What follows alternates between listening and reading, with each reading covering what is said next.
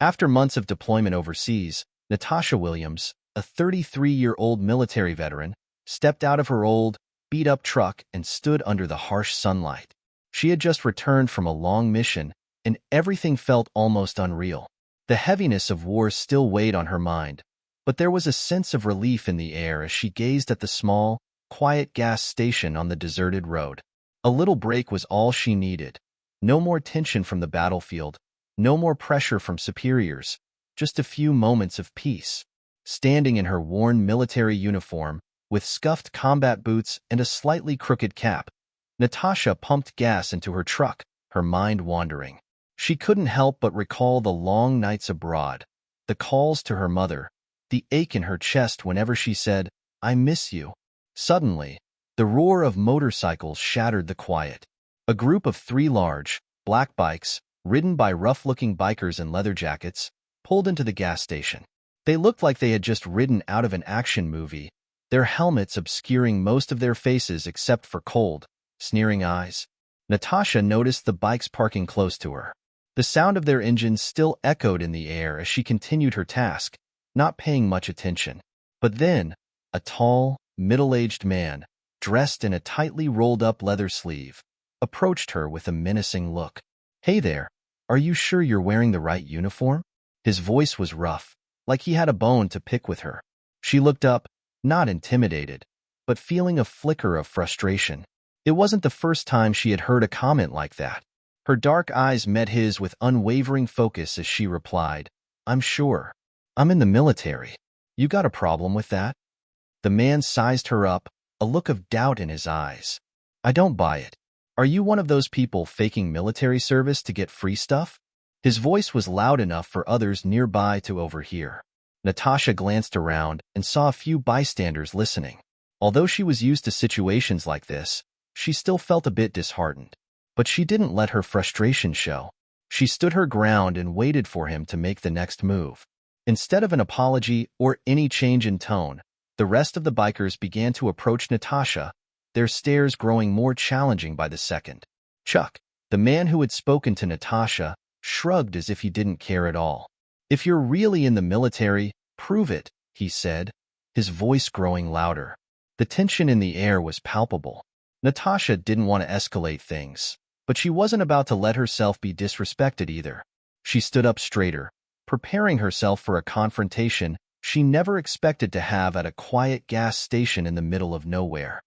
The bikers continued to surround Natasha, their presence heavy in the air. Chuck, still not satisfied with his taunting, sneered at her. "Well, soldier girl, if you're really all that, prove it. We're just here for a little fun. Maybe you'll even get a discount for your service." His words dripped with sarcasm, and the other bikers chuckled behind him. Natasha felt the weight of their eyes on her, judging, daring her to back down. But this wasn't just some random street fight, and she wasn't the type to back down easily. She slowly placed the gas pump back in its holster, keeping her movements calm and controlled. There was no rush to act, no reason to escalate things. She knew exactly how to handle situations like this, but she also knew there was a time to walk away. But today? Today wasn't one of those days.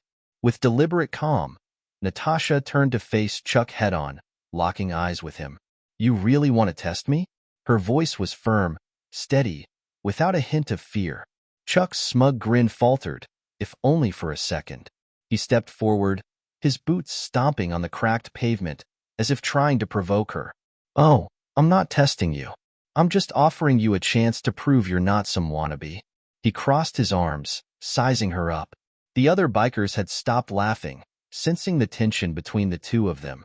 Natasha could feel the weight of their gazes, as if they were all silently waiting for her to crack. But instead of backing down, she took a step closer to Chuck, keeping her eyes steady. "I don't need to prove anything to you or anyone else," she said quietly. "But if you want to keep running your mouth, we can take this to the parking lot. I'll give you a chance to see how I fight." Chuck's eyes narrowed, his body stiffening. For a moment, it seemed like he might take her up on the challenge. But then something in his demeanor shifted.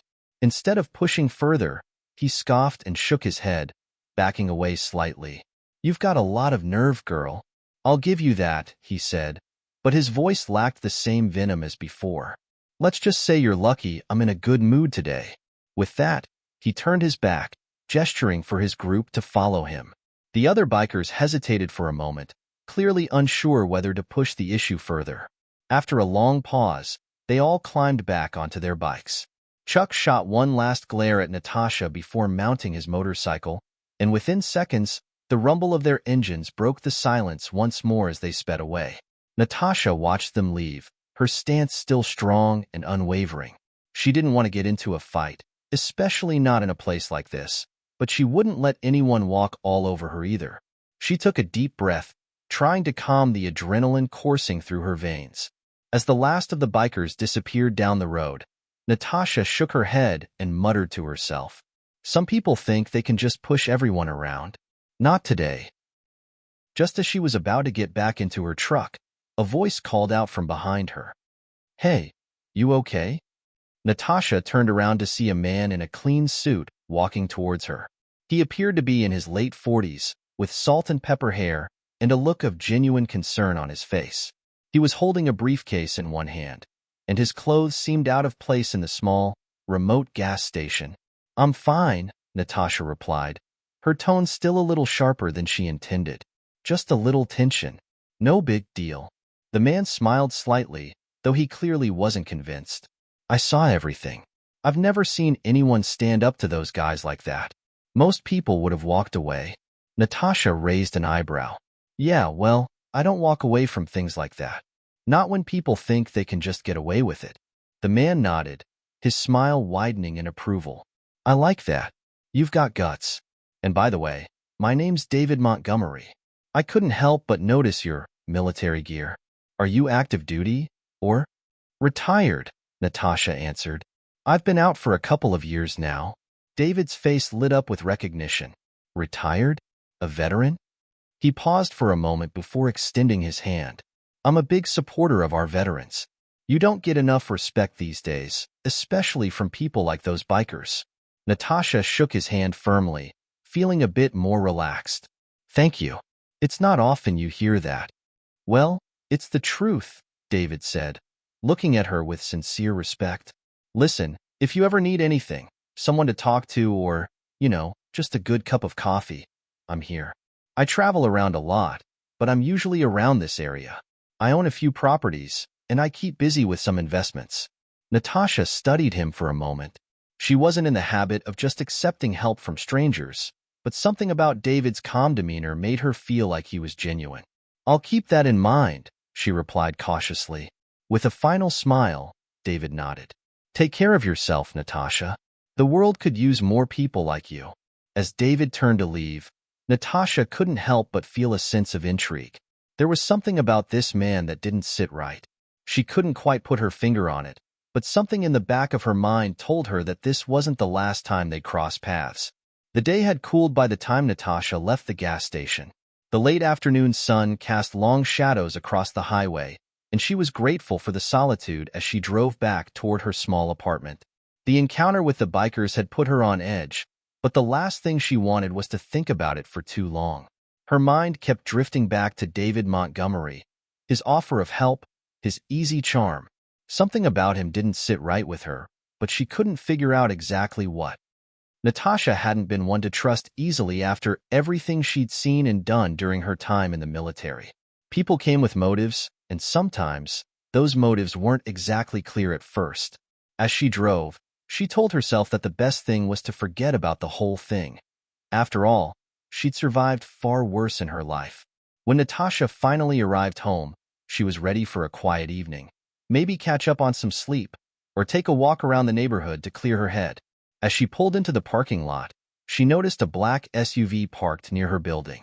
At first, she thought it was just another vehicle, but as she passed by it, her eyes locked onto something that made her stop in her tracks. A small envelope tucked under the windshield wiper. Her heartbeat quickened, and she felt a sudden twinge of unease. It could have been anyone, a mistake, a random flyer. But with everything that had happened today, her instincts were on high alert. She hesitated for only a moment before she stepped out of her truck and walked over to the SUV. The envelope was plain, with no markings or signs of a sender. Natasha carefully peeled it from the wiper, noticing the weight of it as she held it in her hand. The paper was thick, and the seal was simple, a small, embossed M in the center. She glanced around, but the parking lot was mostly empty, and there was no one nearby. With cautious curiosity, she opened the envelope. Inside was a single sheet of paper with just a few lines written in elegant, flowing handwriting. "You have a unique set of skills, Natasha. I'd like to discuss a proposition with you. Dinner tomorrow night at 7. Bring your questions. David Montgomery." Her brow furrowed as she read the note again. David Montgomery. Of course. She'd barely met him, and now he was asking her to dinner? Something about the message felt off, too formal, too rehearsed. And what kind of proposition could he be talking about? Natasha stared at the paper for a long moment, turning it over in her hands. She hadn't expected this. She didn't know if she should be flattered or suspicious. After all, she didn't know him anything. But a small part of her, the part that never fully trusted her gut, wondered if she could be missing something important. A part of her wanted to throw the note away, forget all about it. But another part of her, one that knew she couldn't just ignore this invitation, felt the weight of it. This was more than just a casual dinner. The man was reaching out for a reason, and Natasha had learned the hard way not to let opportunities slip away, no matter how strange they seemed at first. She glanced up toward her apartment window, as if expecting someone to be watching. But the complex was quiet, and there was no sign of anyone around. Taking a deep breath, she made her decision. She wasn't going to walk into this blindly, but she wasn't going to ignore it either. She had questions, and she would get answers. The next day, she would go. The following evening, Natasha found herself in front of an upscale restaurant, standing under the soft glow of its elegant exterior lights. The place had an air of exclusivity, large windows with sheer curtains, a polished stone entrance, and a bouncer standing guard at the door. She'd done a quick search about the restaurant earlier, and everything she found pointed to it being a high-end establishment, catering mostly to business professionals and wealthy individuals. She glanced down at her outfit, a black jacket and jeans, a far cry from the tailored suits and dresses she imagined people typically wore here. Still, she wasn't the type to care much about appearances. What mattered was what was going on behind the scenes, and tonight, she was determined to find out. As she approached the entrance, the bouncer gave her a quick, almost imperceptible nod, his eyes scanning her with the professionalism of someone used to keeping watch over high-profile guests. She nodded back and walked in, her heels clicking softly on the marble floors. Inside, the ambience was dim and intimate. Candles flickered on every table, casting long shadows against the walls. The soft hum of classical music filled the air, and waitstaff moved efficiently between the tables, carrying trays laden with fine wines and carefully plated meals. It was as if the world outside had ceased to exist. She walked further in, looking for a sign of David. Her eyes darted over the patrons seated at their tables, none of them paying her any particular attention. The hostess behind the podium smiled at her, but Natasha's focus remained on the task at hand. A voice interrupted her thoughts. "Miss Nash?" Natasha turned, spotting a tall man in a black suit standing near a corner table. He was older than she had imagined, maybe in his early 50s, but there was something striking about him. He had the air of someone who was used to being in control, someone who expected to be listened to. "Mr. Montgomery?" Natasha replied, her voice steady despite the quickened beat of her heart. She wasn't sure what to expect, but she didn't want to come off as anything less than composed.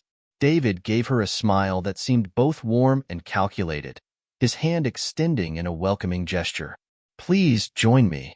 She nodded and walked over, her every step measured, deliberate. The table was set for two, with a bottle of wine already uncorked. The room was quiet here, away from the bustle of the main dining area, giving it an almost private feel. As she sat down, David poured wine into her glass without asking. "I trust the drive over was uneventful," he asked, his voice calm, almost too calm. "It was fine," Natasha replied, keeping her tone neutral. She didn't want to give anything away, but she couldn't help feeling that the man was studying her every move. David took a sip of his own wine before leaning back in his chair. He seemed relaxed, But Natasha knew better than to let her guard down. The air between them was thick with unspoken words. He was here to make a deal, but what kind of deal? You're probably wondering why I asked you to come here tonight, he said, breaking the silence. Natasha gave a small, polite nod. I'm assuming you have a reason? David smiled again, his eyes glinting in the candlelight. You're a woman of few words, Miss Nash. I admire that. He leaned forward slightly, his hands folding in front of him on the table. But you have something I need, something you may not even realize. Which is? Natasha asked, her voice barely above a whisper. David's gaze remained steady. Your skills, your background, your experience. You've worked with some of the finest military units in the country. That's why I'm reaching out to you. I need someone who can think on their feet, someone who knows how to operate under pressure. He paused, as if waiting for her to respond. Natasha stayed silent, her mind working quickly. This wasn't just about dinner. This was about something bigger, something more dangerous. She could feel it, the weight of his words pressing down on her. You may not understand what I'm offering just yet, David continued, but I believe you will. There's a situation, complicated, sensitive, and I need someone who isn't afraid to do what it takes. I think you're the perfect fit for it. Natasha met his gaze, searching for any hint of dishonesty, but his expression was unreadable, his face a mask of calm confidence. What exactly do you want me to do? She asked, her voice low, focused. David's smile widened just slightly. That's a conversation for another time, Natasha. But let's just say that tonight is the beginning of something important. I'd like you to consider my offer carefully. Think about it. A silence stretched between them, longer than was comfortable. Natasha's mind raced, trying to piece together what David was really offering. This wasn't just a job. This was something else. David stood up, signaling that the conversation was over for now. I'll leave you with that for the moment. The decision is yours, of course. But know this, I don't make offers like this often. With that, he turned and walked away, leaving Natasha alone at the table with more questions than answers. As she sat there, the weight of the moment settled in. She wasn't just a soldier anymore, wasn't just a woman trying to live her life. She was standing at the edge of something much bigger, and whether she liked it or not, she was about to be pulled in. The night air outside the restaurant was crisp, and Natasha pulled her jacket tighter around her shoulders as she stepped onto the sidewalk. The encounter with David Montgomery left her feeling uneasy, though she couldn't quite put her finger on why. She had expected a straightforward conversation, perhaps a brief explanation of whatever opportunity he was offering her, but instead, she had been left with a weighty decision hanging in the air. What exactly was David asking of her? The streetlights cast long shadows along the pavement, and the distant hum of traffic seemed far removed from the quiet, exclusive world inside the restaurant. Natasha's thoughts swirled as she walked back to her car. Her mind replayed the conversation, trying to extract any detail that might give her more clarity. Think about it carefully, he had said. Her gut told her to walk away, to decline whatever he was offering. But another part of her, the part that had seen the worst of humanity in her time as a soldier, felt an undeniable pull toward whatever David was asking of her. She knew too well that nothing was ever as simple as it seemed. Natasha reached her car, her fingers brushing over the handle before she paused. She wasn't sure why, but she felt the sudden need to make a call. A gut instinct, perhaps. She dialed a number she hadn't called in months, not since the last time she'd left her team behind. The phone rang twice before a familiar voice answered. Natasha? Everything okay? It was Jake, her former military colleague and close friend. The concern in his voice was immediate, a reminder of the bond they had shared during their time in the field. I need you to do something for me, Natasha said, her tone measured but urgent. I need to know everything you can find on David Montgomery. Everything.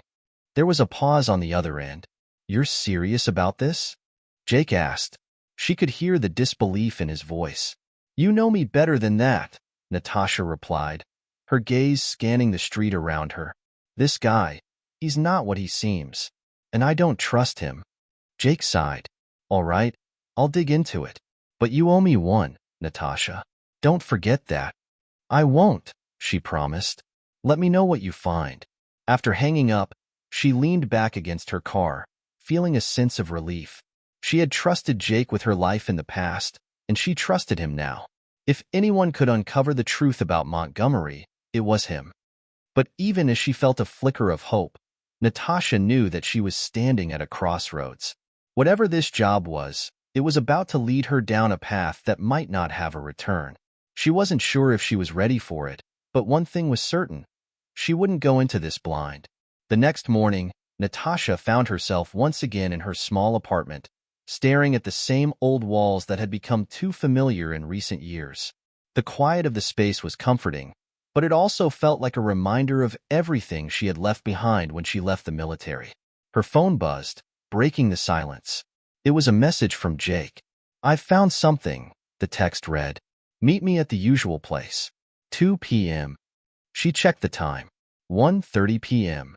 She had half an hour to get there. The usual place was a small diner on the outskirts of town, a nondescript spot where she and Jake had gone over mission details in the past. It was safe, unremarkable, and neutral ground. Just the kind of place she needed if she was about to learn more about David Montgomery.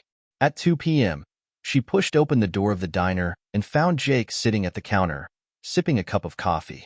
He looked up as she entered, offering a small, familiar grin. "Right on time," he said, gesturing for her to take a seat next to him. "What did you find?"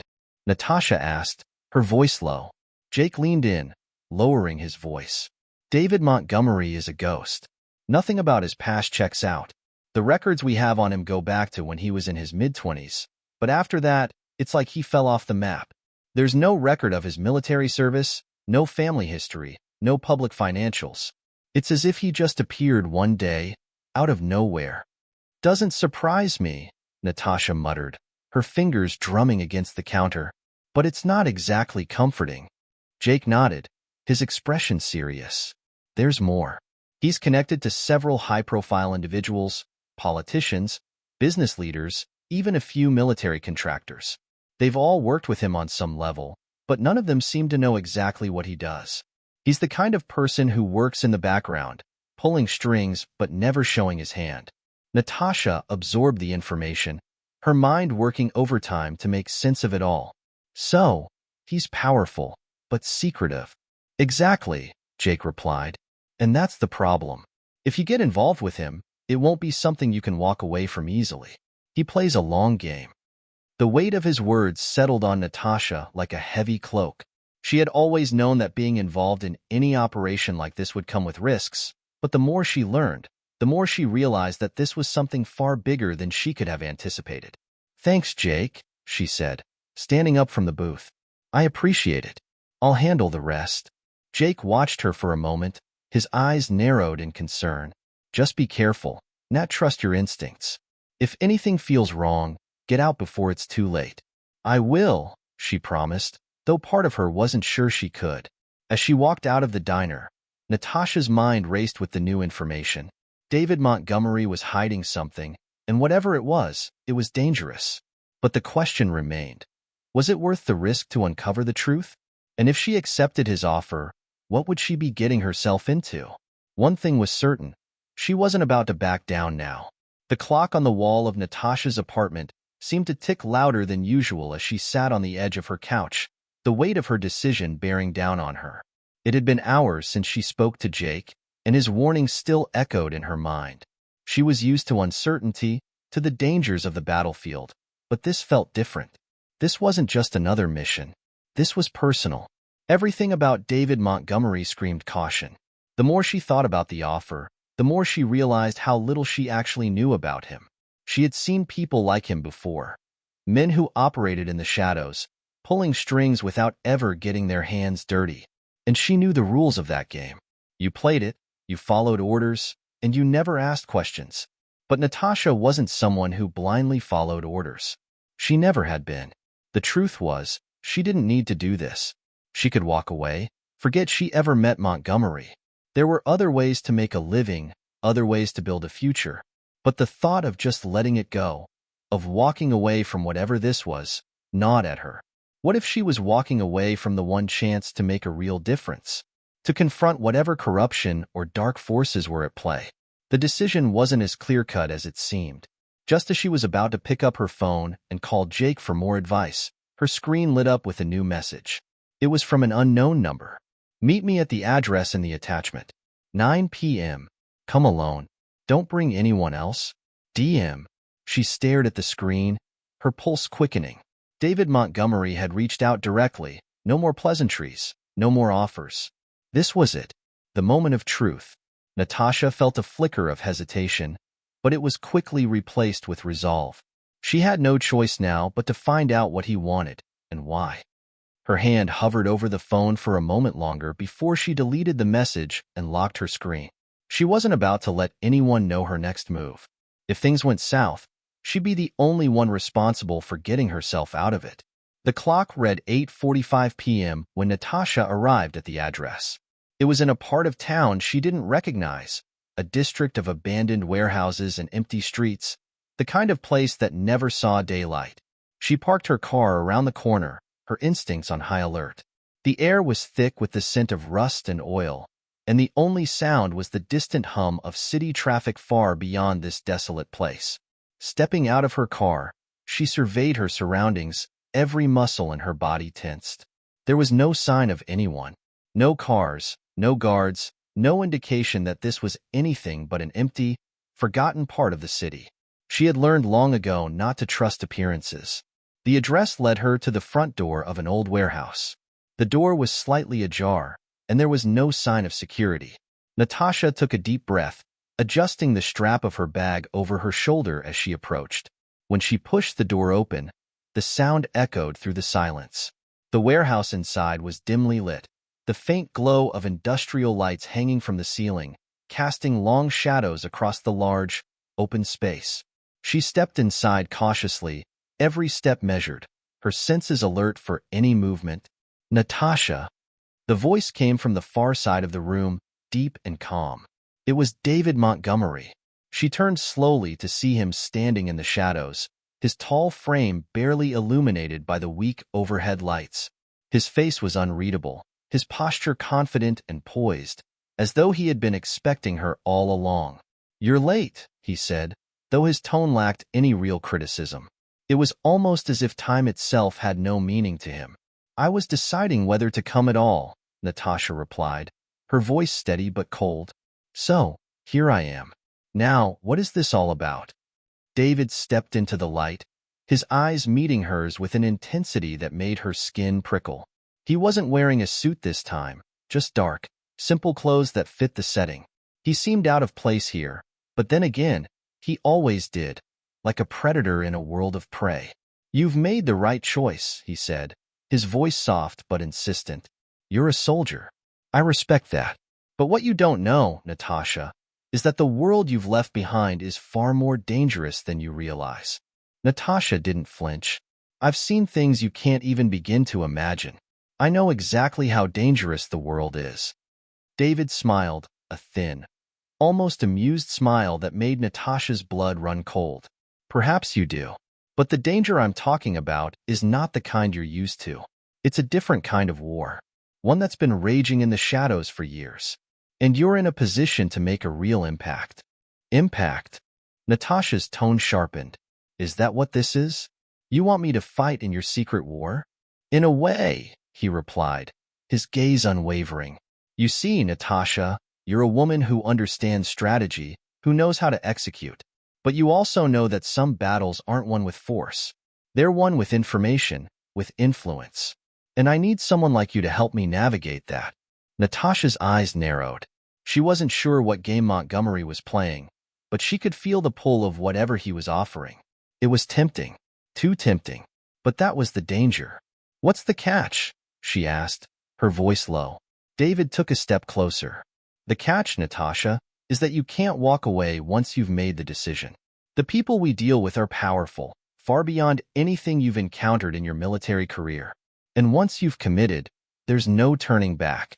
For a moment, Natasha just stared at him, trying to read the man in front of her.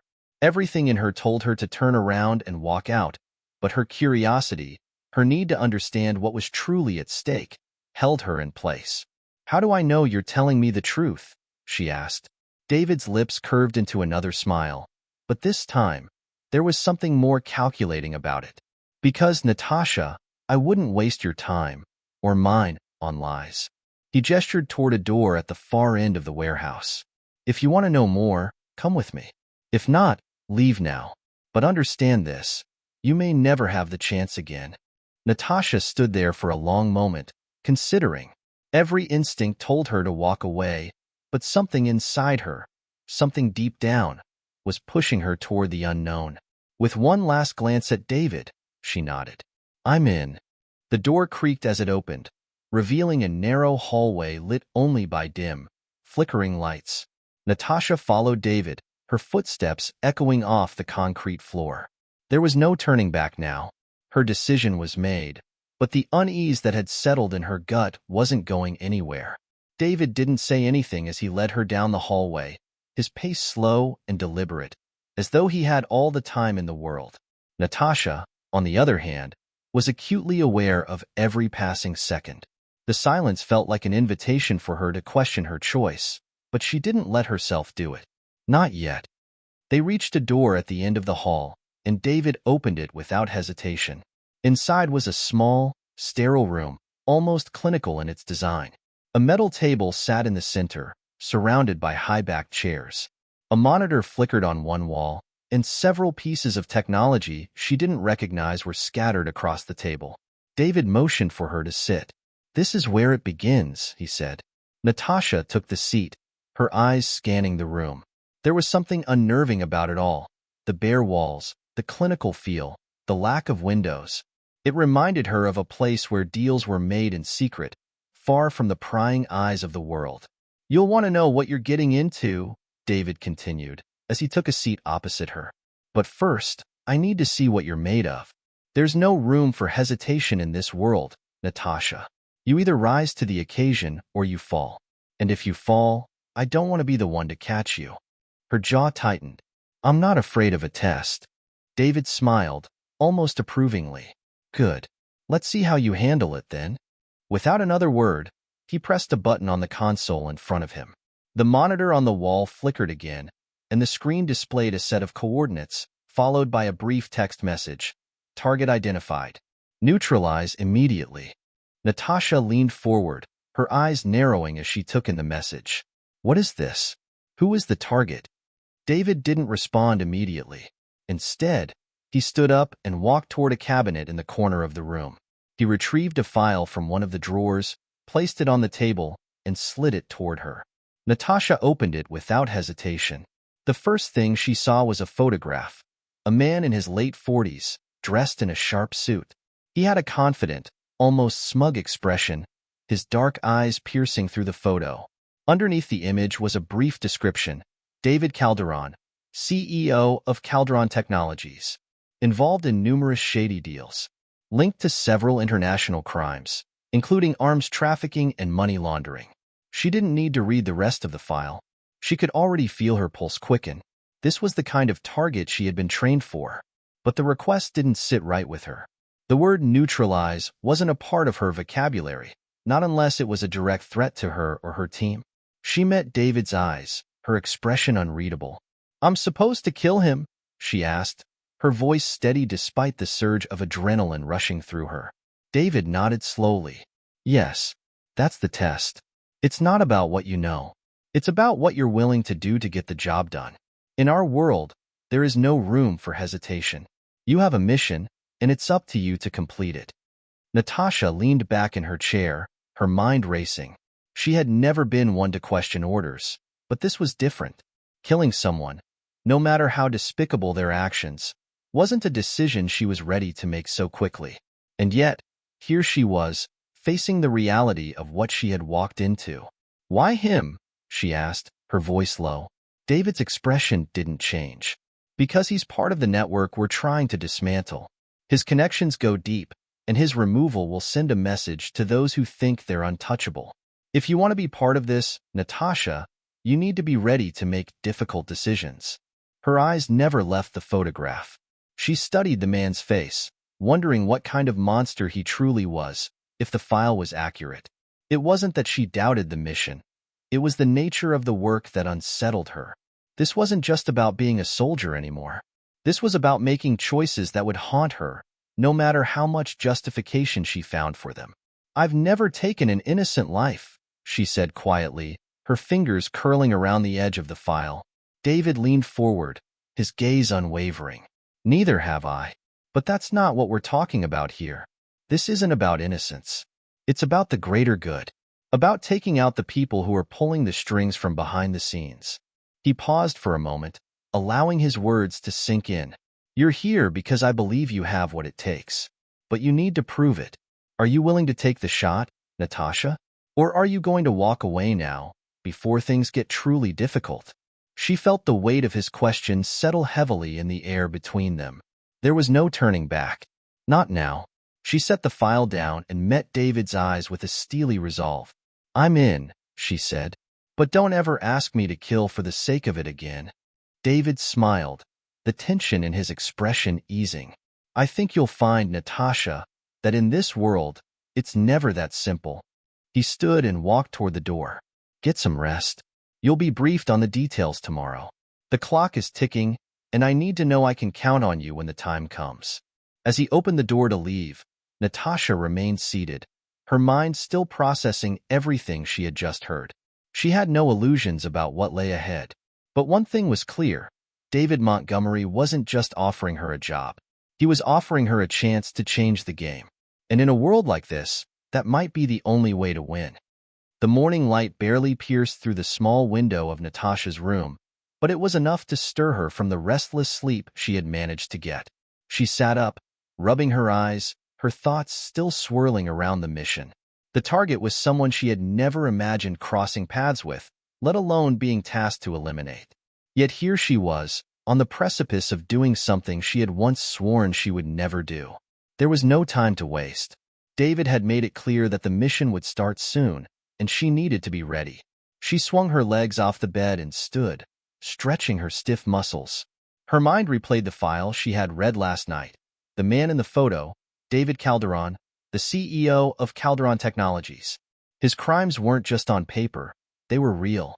Still, Natasha couldn't shake the feeling that there was more to the story than the file let on. She dressed quickly in her black, tactical gear, the fabric cool against her skin. The tight fit and weight of her vest felt familiar, like slipping into a second skin. She had been in situations like this before, but something about this mission felt different, more personal. The stakes were higher. As she walked through the dimly lit hallways of the facility, her mind kept returning to the same question. Am I ready for this? When she reached the briefing room, David was already there, his face set in its usual unreadable expression. He stood by the table, staring down at a digital map projected onto its surface. The coordinates from the night before were still flashing on the screen. "Sit down," David said without looking up. Natasha complied, her eyes flicking over the map. She couldn't help but notice that the location wasn't far from here, only a few hours' drive. It seemed too close, almost like the mission was being rushed. "Everything you need is in this dossier," David continued, sliding a thick file across the table toward her. "The target schedule, his security, and the best route in and out. There's a small window of opportunity today, and I need you to take it." Natasha picked up the file and flipped through it. The details were thorough, but one thing stood out: a heavily guarded compound, the kind of place where someone like Calderon could hide behind layers of security.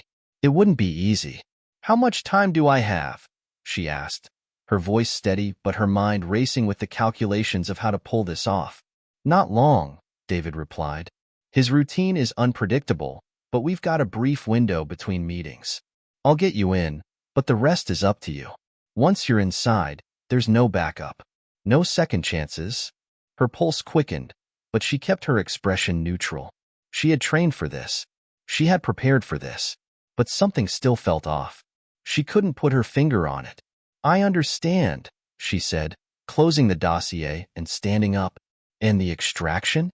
You're on your own for that," David said, his tone cold. "But you won't be alone in the field. I'll be watching from the outside, coordinating. If you need help, I'll be there." "Understood." David nodded and turned to the map. "It's time. Get to your vehicle." The clock is ticking. The drive to Calderon's compound was long enough for Natasha to settle her nerves. She focused on the task ahead, running through the mission in her mind one last time. The route in, the target's location, the exit strategy. It was all planned out, but she couldn't shake the feeling that something was off. David had said it would be a simple operation, but then again, nothing about this felt simple. When she arrived at the designated drop-off point, the area was eerily quiet. She parked her car and slipped into the shadows, quickly donning her mask and gloves. The compound loomed ahead, a fortress of steel and concrete. 2 guards were stationed at the front gate, their eyes scanning the perimeter as they chatted casually. Natasha crouched low, watching them through the scope of her rifle. She didn't need to take them out, yet. All she needed was to get past them. She checked the time. 10 minutes until the window opened. She moved quickly, staying close to the perimeter as she crept toward the side of the compound. The fence was high, but not high enough to stop her. She found a section of the fence that had been loosened and slipped through without a sound. Her heart pounded in her chest as she moved deeper into the compound. Every footstep felt like it echoed in the still air, but she didn't let it distract her. She had done this countless times. She knew how to remain unseen, how to blend into the shadows. When she reached the building where David said the target would be, she crouched by a ventilation shaft and waited, her breath steady despite the adrenaline coursing through her veins. She checked the time again. 3 minutes to go. Her earpiece crackled to life. "Natasha, you're on schedule. Get in position." She didn't answer. She didn't need to. She was ready. The door to the building opened, and 2 figures emerged, speaking quietly to each other. One of them was the man in the file, David Calderon. He was just as the picture had shown, his expensive suit and slicked-back hair giving him an air of untouchable arrogance. The second man was a bodyguard, just as she had expected. She took a deep breath, adjusted her position, and lined up her shot. She had one chance at this, and it had to be perfect.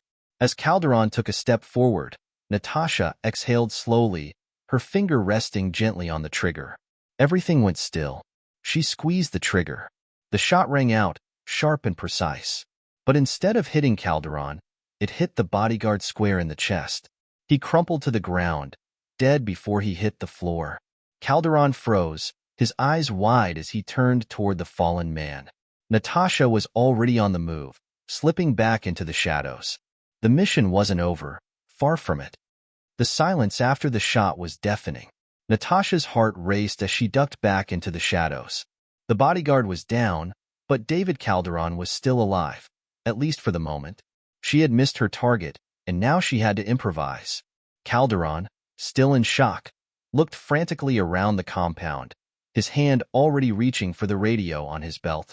His eyes darted to the fallen bodyguard, panic creeping across his face. Natasha knew the window for this mission was closing fast. He would call for backup any second now. She couldn't let that happen. From her hidden position, Natasha watched as Calderon fumbled with the radio. He hadn't seen her yet, but the moment he figured out what had happened, he would be looking for her, and he would be ready. "Focus," Natasha told herself. "You're trained for this." She checked her gear quickly, silenced pistol, throwing knives, smoke pellets. It was time to adapt. She had planned for a clean shot, but now she was in a chase, and there was no turning back. Moving swiftly, she sprinted toward the back of the building, staying low. She could hear the sound of footsteps behind her as guards began to mobilize. The compound was waking up. She needed to act fast. The building was large, its walls reinforced with concrete, but there was one thing Natasha had learned in her years as a soldier. Every structure had its weak points. She approached a side door, a small, unguarded entryway that she had scouted earlier.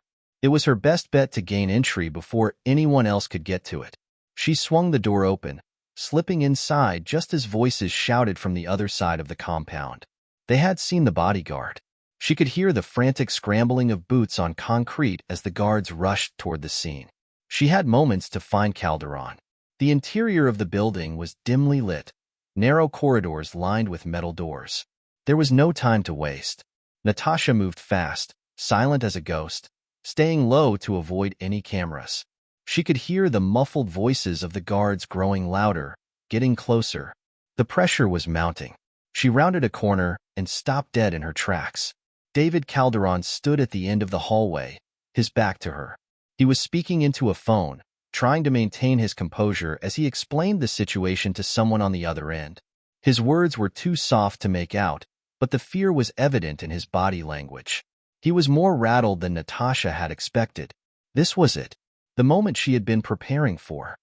She checked her weapon, the silenced pistol in her hand. It was now or never.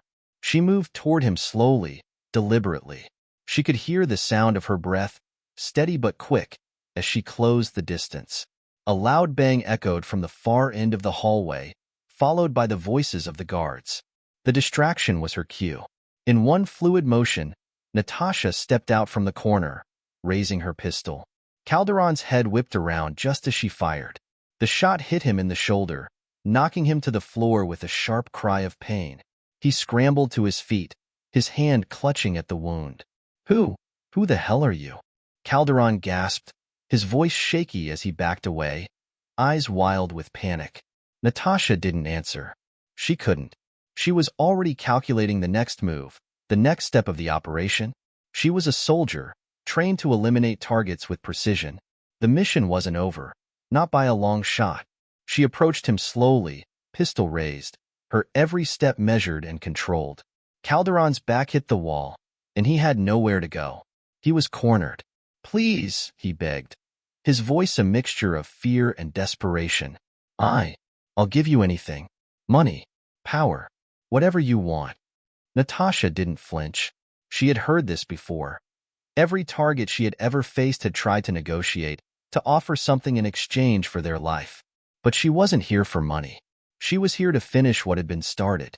There was no room for mercy. "Your time's up," she said coldly, her finger tightening on the trigger. Just as she was about to take the shot, an explosion rocked the building. The walls trembled, and the lights flickered. Natasha's ears rang from the blast. She staggered back, her balance off for a moment, but she quickly recovered. The sound of gunfire followed, echoing down the hall. The backup had arrived. More guards. More danger. Calderon seized the moment, rushing for the door. Natasha didn't hesitate. She fired again, hitting him in the leg. He fell to the ground with a scream, but he didn't stop. He was crawling toward the door, desperate to escape. Natasha cursed under her breath. She couldn't let him get away, not now. She sprinted toward him, her boots pounding against the concrete floor. He was close, too close to the door. She reached out and grabbed him by the collar, yanking him backward. He let out a strangled cry, but she wasn't listening. The mission was all that mattered. "Stay down," she snarled, pressing the barrel of her pistol to his temple. "Please, you don't understand," Calderon gasped, his eyes wide with terror. "I'm not who you think I am." Natasha didn't flinch. She was prepared to end it. But his words, something about them felt off. Something about the way he said it. She hesitated, just for a moment, but that hesitation was enough. The door burst open. 2 guards stormed in, guns raised. Without thinking, Natasha spun, firing in one fluid motion. The first guard dropped, and the second barely had time to react before she fired again, hitting him square in the chest. The room fell silent again, but the sound of footsteps echoed from further down the hallway. More were coming. She didn't have much time. With a swift movement, Natasha grabbed Calderon by the arm, dragging him toward the exit. It wasn't over yet. Not by a long shot. She was deep in enemy territory, and the clock was ticking. The sound of footsteps pounding through the corridor was deafening as Natasha pulled Calderon through the dark hallways of the compound. His weight was dragging her down, but there was no time to slow. She had to move faster. The mission had shifted again. What had been a simple elimination was now a dangerous escape. She didn't know what was worse, the growing number of armed guards or the ominous words Calderon had whispered just before the explosion. "I'm not who you think I am," he had said, his voice panicked, pleading for his life. But Natasha wasn't in the mood for games. She had heard it all before. Desperate criminals trying to buy their way out of death. The truth didn't matter now. The mission had to be completed. She dragged him through another door and into what looked like a supply room. one of the few areas in the compound that seemed untouched by the chaos. There were shelves stocked with boxes of supplies, water, MREs, and equipment. It wasn't much, but it was enough to give her a brief moment of respite. As Natasha turned to barricade the door, Calderon slumped against the wall, still clutching his bleeding leg. The injury was severe, but he was too stubborn to admit it.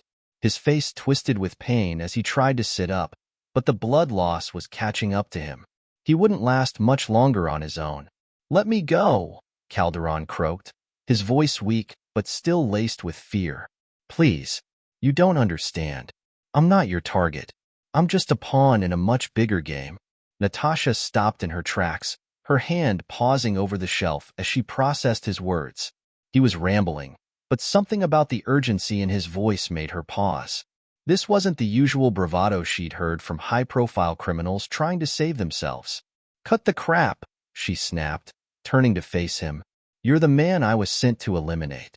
You've got a lot of blood on your hands, and I'm here to make sure it ends." Calderon shook his head frantically, his breathing shallow as he tried to push himself up. No, you don't understand," he gasped, his hand trembling as he reached out toward her. "You think I'm just some corrupt businessman, but I'm not the one pulling the strings. There's a whole organization behind this. An entire network you're not even close to touching." Natasha narrowed her eyes, her mind racing. She had worked for organizations like this before, taking down powerful figures with ties to illicit operations. But Calderon's words hinted at something far bigger, something that didn't fit the mission she had been briefed on. "What are you talking about?"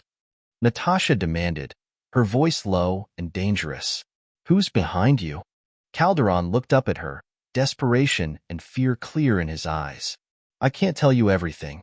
They'll kill me, but they'll kill you too if you don't stop now."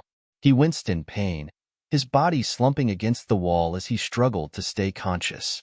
"They know you're here. They know what you're doing. You're just a tool to them, just like I was. You think you're taking me down, but you're just playing into their hands." Natasha's heart raced as she tried to process what he was saying. This wasn't part of the plan. She wasn't supposed to get wrapped up in anything bigger than the mission itself. But the way Calderon was speaking, the panic in his voice, the fear, she could tell he wasn't lying. "Who are they?" she asked, her voice hard, pushing for answers. "Who's pulling the strings?" Calderon struggled to breathe, his vision blurry. "I can't say their names, but they're everywhere.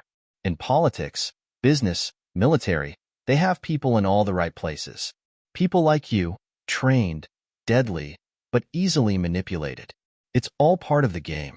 You're being used. You've been set up to fail, just like I was." Natasha shook her head, disbelief clouding her thoughts. "No, that's not possible. This was just a contract. A hit. I don't have time for conspiracy theories." "Believe me, you do," Calderon said, his voice a strained whisper. "If you leave me here, if you finish the job, you're walking into their trap. You'll be next." Her mind was racing, the pieces of the puzzle starting to fit together. The explosion, the guards, the backup. It all felt too coordinated, too well-timed. Was this really just a contract gone wrong? Or was she being set up by someone with deeper ties? Suddenly, the door to the supply room rattled. Natasha's senses went on high alert as she whirled toward the door, her hand reaching for her gun. She didn't have much time to think. The next few seconds would determine whether she could escape with Calderon or whether she would have to kill him and get out on her own. The door swung open, and a figure stepped inside, their face hidden behind the shadow of the dim light. Natasha's gun was aimed instantly, but the figure raised their hands, showing no signs of aggression. It was another soldier, a man in tactical gear, but he wasn't alone. "I wouldn't do that if I were you," the man said, his voice low and calm, almost mocking. Behind him, a woman stepped into view, her eyes locked on Natasha. She was tall, her presence commanding, and there was something in her gaze that made Natasha hesitate. This wasn't just a random guard. This woman was someone who knew exactly who Natasha was, and she wasn't here to make deals. "You're in way over your head," the woman said, her voice chilling. "You don't belong here." Natasha's pulse quickened. She knew instinctively that these were not ordinary soldiers. Whoever they weren't part of the same organization as Calderon. What do you want? Natasha demanded, her grip tightening on her gun. The woman smiled, but it was no friendly gesture. I think we both know what's going to happen next. You'll come with us, or we'll make sure you don't leave this room alive. It was a standoff, two sides with different goals, different missions, but both fighting for control. Natasha had always been one to stay ahead of her enemies, but this time, she was caught in the middle of a much bigger game than she could have ever imagined. And now, she had to decide, fight or escape. The cold, metallic tang of the air filled Natasha's nostrils as the tension in the room thickened. The man in tactical gear wasn't moving, but his posture suggested he wasn't intimidated by her gun. His partner, the woman, remained eerily still, her eyes never leaving Natasha's. This wasn't just a random security breach. These two had been sent with one purpose in mind, to stop Natasha. And the coldness in their eyes told her everything she needed to know. They weren't afraid of her, and they weren't going to leave without a fight. Who the hell are you? Natasha demanded, her voice barely a whisper through gritted teeth. The woman finally broke the silence, her smile widening slightly as she answered. Does it matter? Natasha's gun remained aimed at the pair, her finger barely brushing the trigger.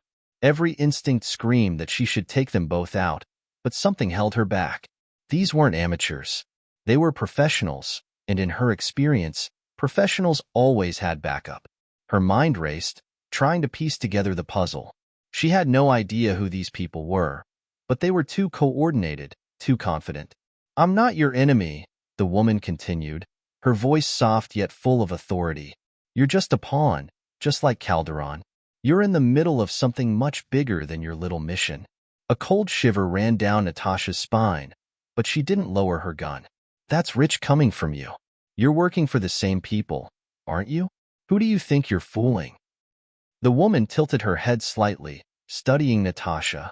I'm not here to fool anyone. I'm here to save you. If you're smart, you'll put the gun down and come with us. The absurdity of it hit Natasha like a brick. You think I'm going to walk out of here with you just because you told me to? The man in tactical gear shifted slightly, his fingers twitching near his weapon. Natasha tightened her grip on her gun, her eyes flicking back and forth between the two. She was surrounded, trapped in a corner with no clear way out. And yet, there was something about the woman's calm demeanor that gave Natasha pause. What do you want from me? Natasha asked, narrowing her eyes. The woman's smile faltered, a hint of something darker flashing in her gaze. I want you to stop being a tool. You don't understand the full picture, and if you keep going down this path, it won't just be your life at risk. You'll bring down everything, everyone you care about. The words hit Natasha like a punch to the gut. She didn't have time to process them, though, because just as quickly as the woman had spoken, she took a step forward. Before Natasha could react, the man in tactical gear lunged. A blur of motion.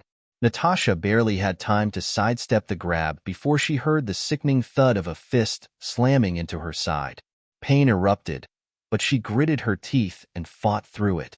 The woman was moving now too, closing the distance faster than Natasha could register.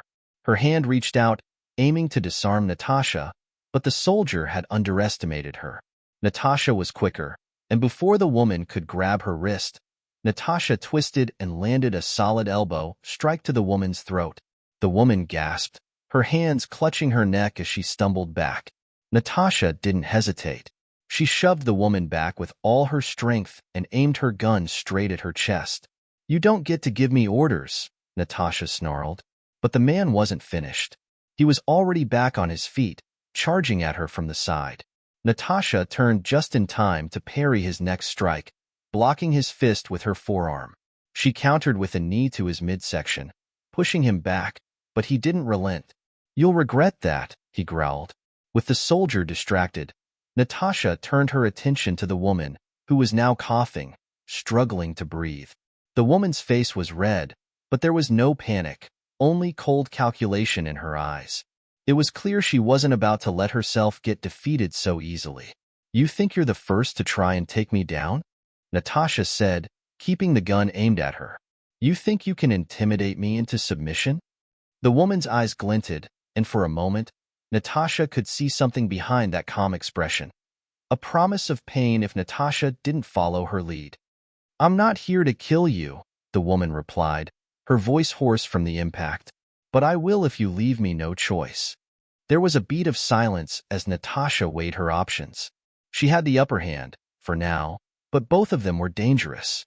She couldn't let herself get distracted by their threats. Suddenly, a loud crash echoed down the hallway outside the room.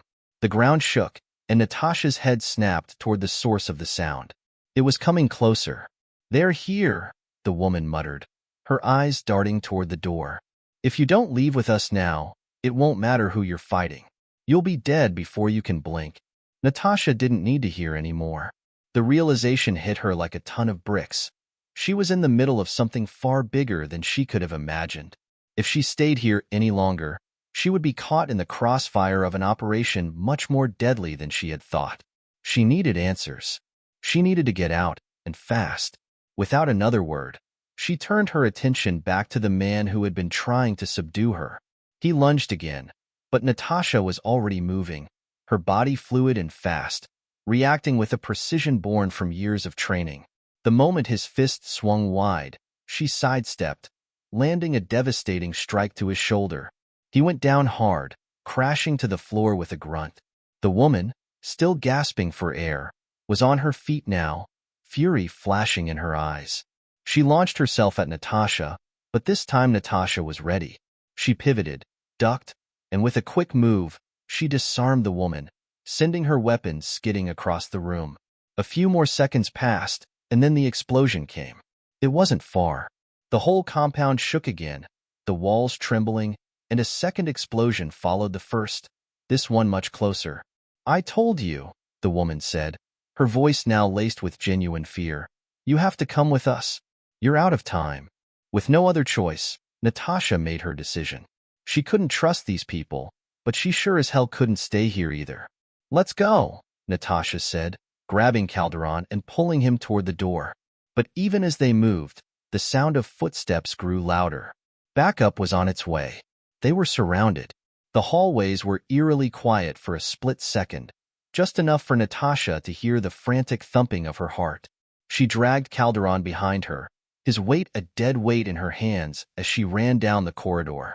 The explosions had left a ringing silence in their wake, but she knew it wouldn't last long. Whoever was after them wouldn't be far behind. "Where are we going?" Calderon gasped, his voice weak, but there was an urgency in it now, a spark that hadn't been there before. Natasha didn't answer right away. She didn't have time for words. She only focused on the path ahead, every movement calculated, each footstep light but quick. She didn't know the layout of the building well enough to predict where the exits were, but she couldn't afford to waste time searching. She had to move fast, before whoever had orchestrated this chaos could tighten the noose around them. She glanced back over her shoulder. The woman was still on her feet, clutching her throat, but she wasn't down for the count yet. Natasha could see the fire in her eyes. This was far from over. She turned a sharp corner, dragging Calderon down another hallway. The distant sound of boots on concrete echoed behind them, growing closer. They were on their tail. Fast. "Come on," Natasha muttered, her voice barely audible. She could feel her muscles screaming from the constant motion, but she pushed through it. No time for weakness. Not now. As they approached a security door, Natasha didn't hesitate. She pulled out her lock-picking kit and got to work. The door was reinforced, but it wouldn't hold up for long. The seconds felt like hours as she maneuvered the thin wires into the lock, her fingers moving instinctively, the years of training coming back to her. The door swung open just as the sound of footsteps drew nearer. She pulled Calderon through the door, slamming it shut behind them. But there was no time to rest, no time to even take a breath. "We need a vehicle," Natasha muttered, scanning the room. It was a storage closet, dark and damp, but there had to be something useful. Calderon's voice was shaking now, though the panic was no longer there. "There's a garage on the other side of this building. I don't know if you'll make it, but it's the only way out." "Then that's where we're going." Natasha pulled him to his feet, her grip firm. She hadn't planned on dragging him along, but she wasn't about to leave him behind either. Not yet. The hallway outside the storage closet was now alive with the sound of boots, but the pace had changed. They were looking for something, not just rushing. Someone had given them orders to capture, not kill. That gave Natasha a sliver of hope. "Stay close," Natasha said, her voice low, sharp. They moved through the building in silence, each step a delicate balance of stealth and speed. Natasha's mind raced, mapping out their options as she navigated the labyrinthine halls. The explosions had caused some chaos, but they had also drawn attention. The building was now under lockdown, and every exit was likely being guarded. They rounded another corner and froze. 2 guards, both armed and ready. They didn't see them yet, but it wouldn't take long. The guards were near a set of stairs leading to the lower level, a route that would take them to the garage. "We're running out of time," Calderon whispered, voice shaking again. But Natasha wasn't listening. She was already moving. Without hesitation, she grabbed a nearby fire extinguisher and hurled it across the hallway. The blast echoed in the silence, and the guards immediately turned toward the noise. "Now," Natasha hissed, pulling Calderon by the arm. They sprinted past the guards, their footsteps muffled by the clamor of the extinguisher, and raced down the stairwell. Behind them, the sounds of shouting filled the air. Someone had seen them. The chase was on. By the time they reached the bottom floor, Natasha could already hear the hum of vehicles in the distance. She didn't stop to check what was waiting for them. She moved toward the exit, determined to reach the garage. They burst through a metal door and into the garage just as a black SUV sped toward the entrance. It skidded to a halt, blocking their way. For a split second, Natasha's heart stopped. Had they been cornered? The driver's side window rolled down, revealing a familiar face. The woman from earlier, her throat still bruised, but her smile was back. It was twisted, like a predator sizing up her prey. "I told you to come with us," she said, her voice dripping with venom. "Not happening," Natasha shot back, keeping Calderon behind her. She didn't hesitate. She had no choice. They had to fight. Before the woman could make her move, Natasha reached into her jacket and pulled out a small grenade. She didn't have to use it, but the threat was enough to make the woman pause. For a moment, their eyes locked. The tension between them was palpable, and for the first time in a long while, Natasha felt a flicker of doubt. Who were these people, and why had they been tracking her?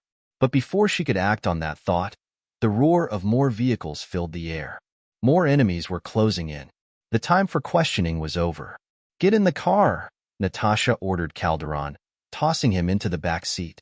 She jumped into the driver's seat, slamming the door just as the first gunshots rang out, striking the metal frame of the SUV. She floored the gas pedal, sending the vehicle hurtling forward, barreling through the gates of the garage as more shots ricocheted off the windows. "Hold on," Natasha shouted, her voice tight with urgency. The tires screeched as she whipped the SUV around a corner, narrowly missing a pursuing vehicle. The road ahead was a blur, but one thing was clear. They weren't out of danger yet. The real chase had just begun.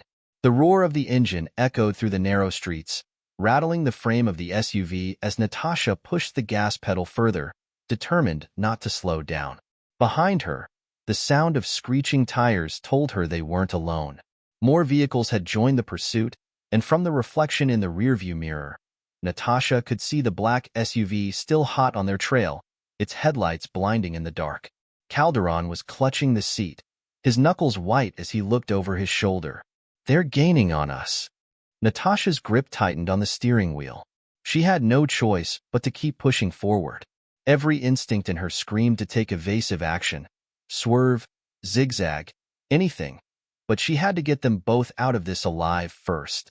The cold night air rushed through the broken windows, cutting through the tension like a knife. "I need you to trust me," she said to Calderon, her voice focused, even as the sounds of the chase threatened to drown it out. Calderon nodded quickly, but she could see the panic in his eyes. His body was tense, preparing for whatever would come next. "Hold tight," she muttered.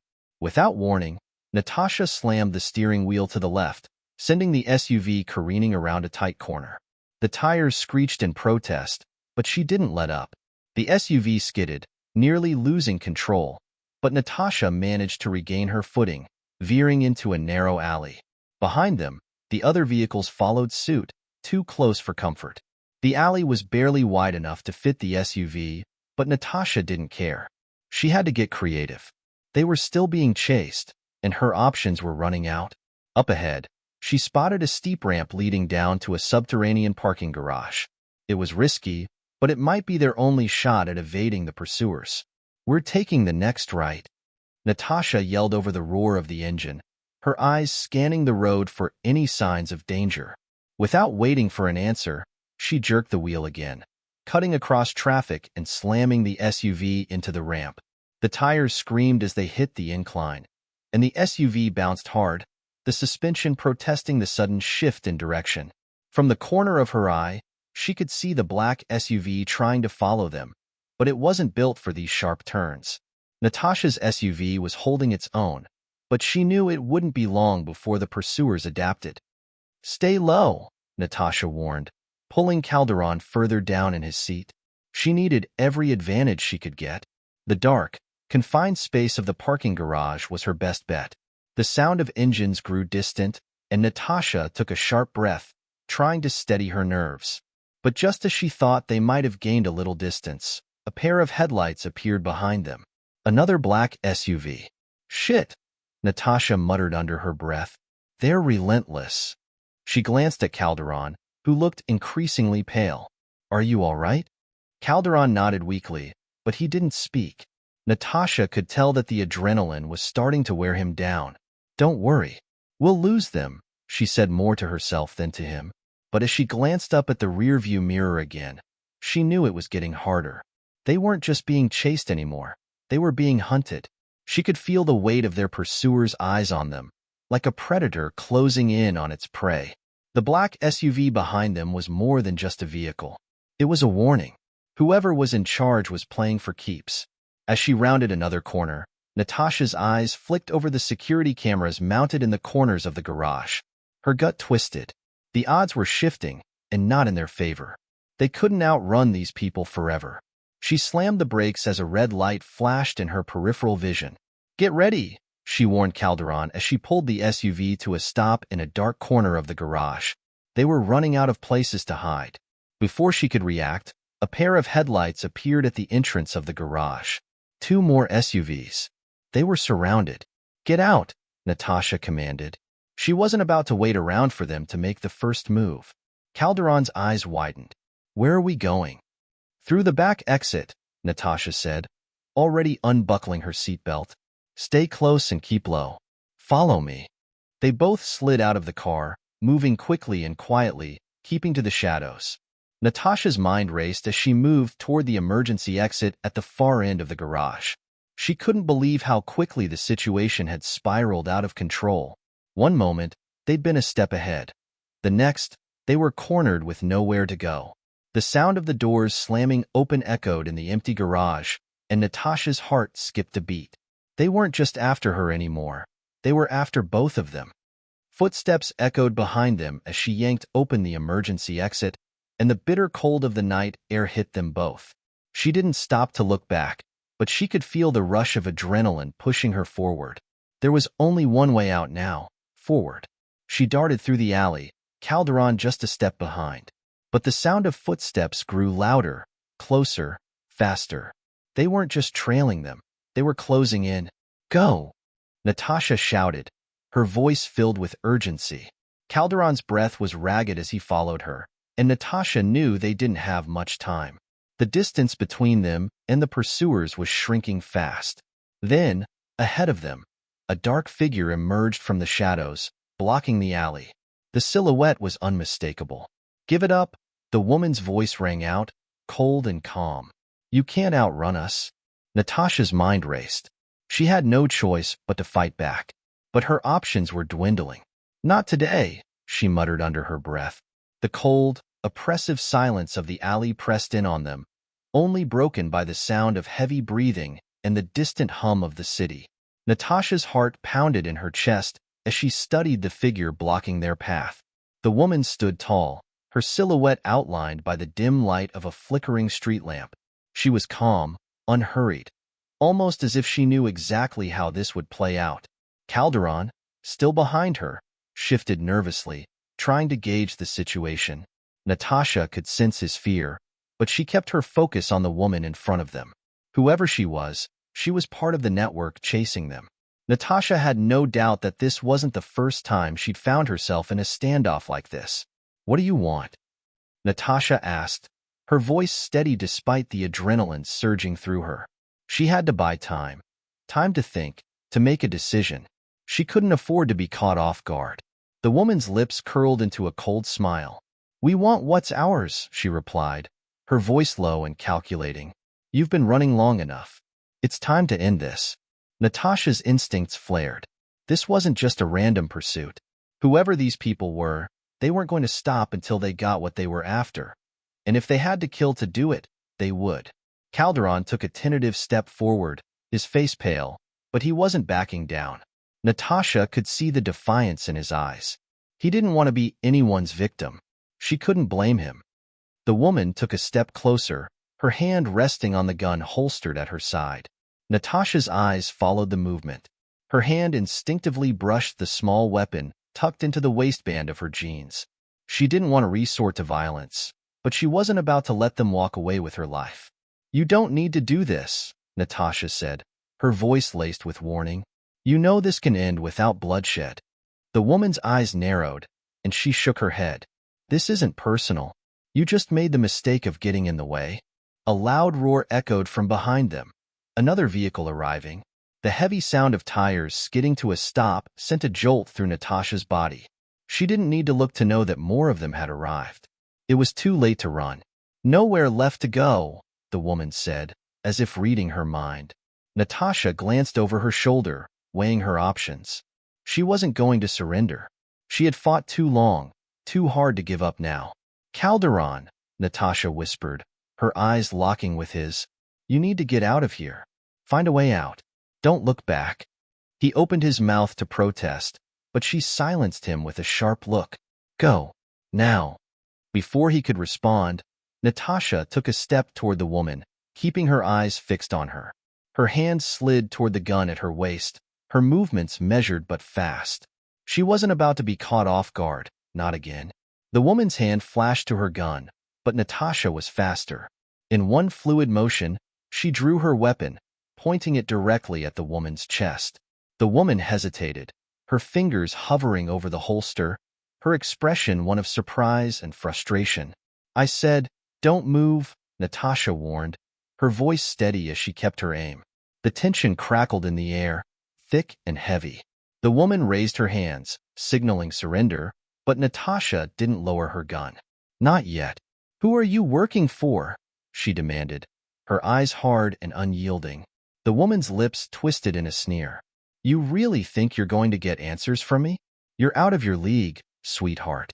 Natasha's finger tightened on the trigger, but before she could press it, a sharp voice cut through the air.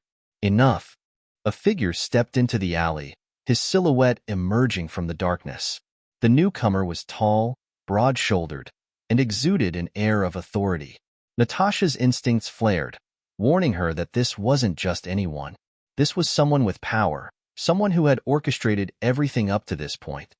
The woman in front of Natasha stiffened, her hands slowly lowering. "Sir," she said, her voice respectful, but there was a hint of hesitation in her tone. The man's eyes locked onto Natasha, a calculating look in his gaze. He didn't flinch at the sight of her weapon. In fact, he seemed almost amused by it. "I think you've made your point," the man said, his voice smooth, almost like a velvet glove over a fist. "Put the gun down. You've lost." Natasha didn't lower her weapon, though her mind raced. She had no idea who this man was, but there was something about him that made her skin crawl. He was the leader, the one who had been pulling the strings. "I'm not going down without a fight," Natasha said, her voice firm. The man chuckled, taking a few steps closer, but still keeping a safe distance. "Fight? You've already lost. You just don't know it yet." Natasha's heart skipped a beat. She had the feeling that this wasn't just about her anymore. It was about something far bigger. Calderon's involvement had been a catalyst, but they were after something more. And if she didn't figure out what it was soon, she wouldn't make it out of this alley alive. You have no idea who you're dealing with, the man continued, his smile growing wider. But you will soon enough. The game is over.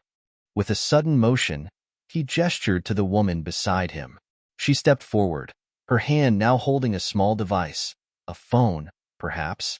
Take her, the man said coldly. In that instant, Natasha knew it was over. The woman lunged forward, faster than Natasha had anticipated. She barely had time to react before hands were on her, pulling her arm back, twisting it behind her. Pain shot through her body, and before she could recover, she felt the cold steel of handcuffs clamping around her wrists. Let her go. Calderon shouted from behind her, but it was too late. They had her, and they weren't letting her go. As the world around her blurred, Natasha's mind raced. This wasn't just a simple chase. Whoever these people were, they were playing a much bigger game. And now, she was trapped in it. The air felt thick with tension as Natasha was shoved into the back of the black SUV. The doors slammed shut behind her with a finality that made her blood run cold. The sound echoed in her mind, sealing her fate. As the vehicle sped away, Natasha's mind raced, her thoughts scrambled. Her arms, still shackled behind her, were starting to throb with pain, but she refused to show any weakness. She had to keep her head clear. The man who had arrived at the alley, he was in charge, that much was clear. But who were they? And why was she suddenly so important to them? The interior of the SUV was dark, almost claustrophobic, with tinted windows and no indication of where they were headed. The silence inside the vehicle was oppressive, broken only by the hum of the engine. She glanced sideways, taking in her surroundings. The woman who had confronted her in the alley was sitting across from her, her eyes cold and unblinking. She didn't say a word, just watched Natasha like a predator watching its prey. Calderon was still in the car, sitting next to her, his eyes wide with fear. He was clearly trying to process everything, but he was too stunned to speak. Finally, Natasha broke the silence, her voice low but steady. What do you want with me? The woman across from her didn't flinch, her expression unchanged. It's not about what we want with you. It's about what you have. Natasha furrowed her brow. What I have? I don't have anything. The woman smiled, but it wasn't a kind smile. Oh, you have something all right. Something valuable. You're just too ignorant to realize it. Before Natasha could respond, the man from the alley's voice came through the speaker of a Bluetooth device, his voice smooth and calculating. She's awake, he said, as if speaking to someone else. Good. Let's make sure she understands what's at stake. The woman in the SUV didn't move, but flicked her gaze to the device on her wrist. She spoke into it, her voice emotionless. Understood. We're en route now. Natasha's heart skipped a beat. She had no idea who this man was, or what they wanted, but it was clear that they thought she held the key to something. Something dangerous. The SUV turned sharply, taking a series of winding turns that made it impossible to tell where they were. Natasha's thoughts raced, but she kept her focus on the immediate task, survival. Finally, after what felt like hours, the vehicle came to a stop. The engine cut out, and the door opened with a metallic click. The woman stepped out first, motioning for Natasha to follow. The air outside was cold, the wind biting at her skin as she was pushed out of the car and toward a large building looming in the distance. They were in an industrial area, the buildings run down and seemingly abandoned. The kind of place where people want to disappear. Natasha's stomach twisted, but she kept her face neutral. No use showing fear. They led her through the entrance of the building, into a dimly lit hallway. The place smelled of stale air, old machinery, and the faintest trace of something metallic. She tried to take in her surroundings, memorizing every detail, every turn, every hallway. If she had any chance of escaping, she would need to remember everything. At the end of the hallway, they stopped in front of a steel door. The woman with the cold eyes motioned for her to go inside. Inside, Natasha's eyes adjusted to the harsh light of fluorescent bulbs overhead. The room was stark, almost clinical, with a single table in the center. 2 chairs sat on either side, and there was a monitor on the wall. It looked like an interrogation room, and her gut twisted with the realization that this was not going to be a friendly conversation. The man appeared moments later, stepping into the room with an air of authority. His presence alone made the room feel even colder. He was dressed in a sharp suit, his dark hair neatly combed, and his face set in an expression of barely contained impatience. There was no mistaking it. This man was used to getting what he wanted. "I'm glad you're awake," he said, his voice smooth, almost comforting. But Natasha could hear the edge beneath it.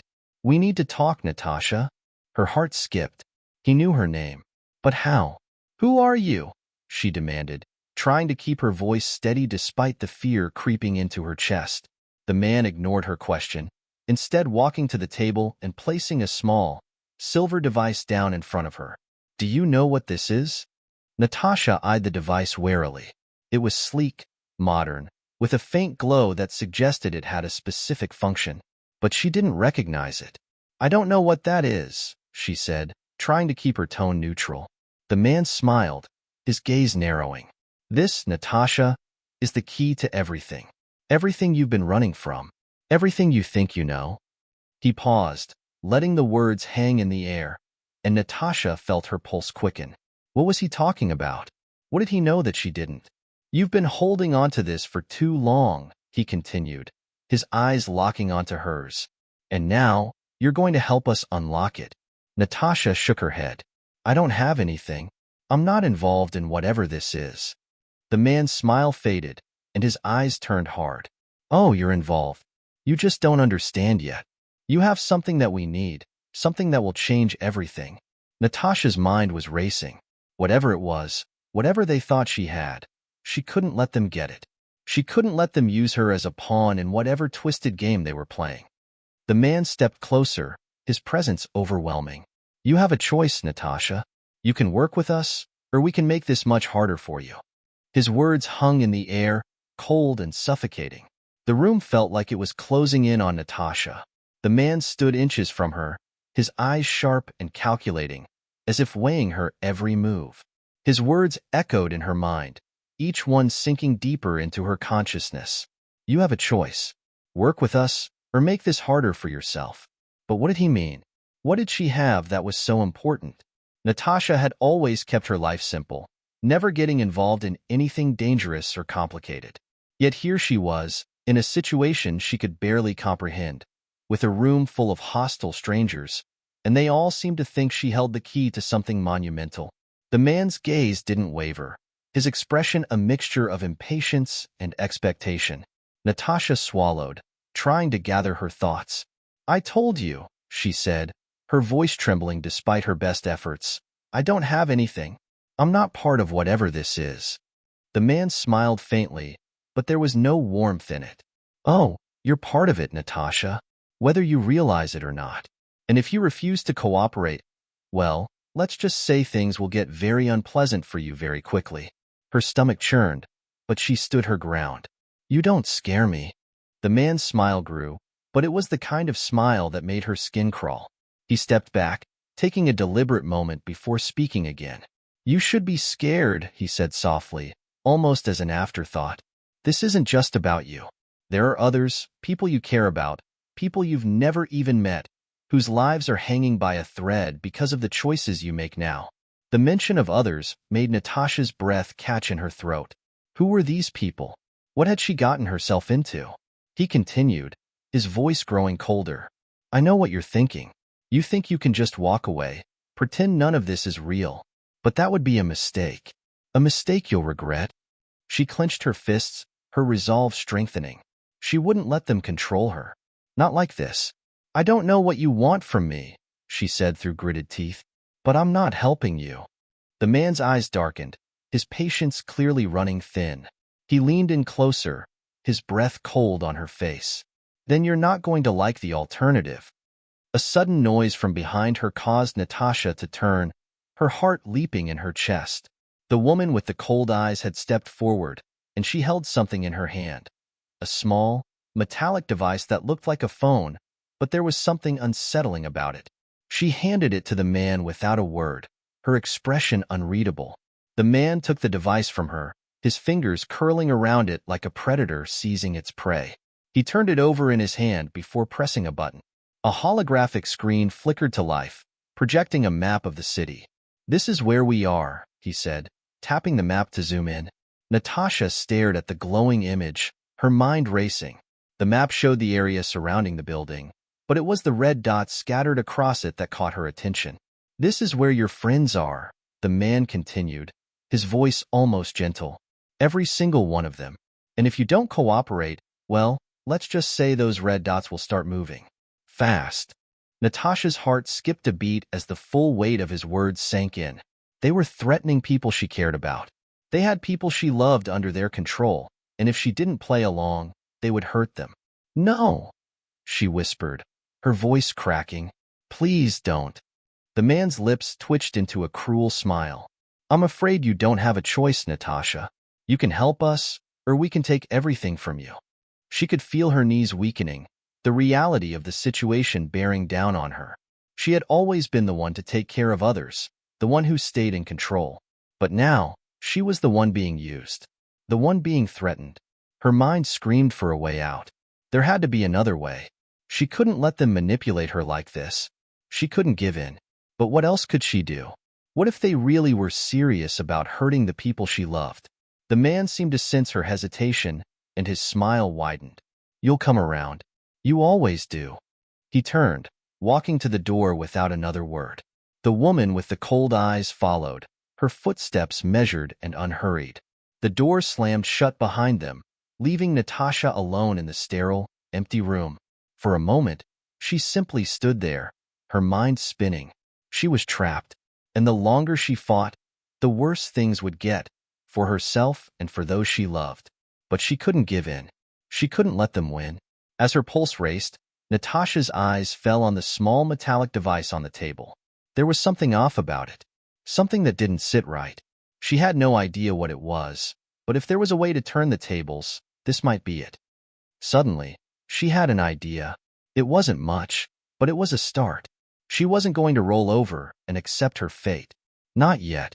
With one last glance at the door, Natasha stepped toward the table, her hands trembling but determined.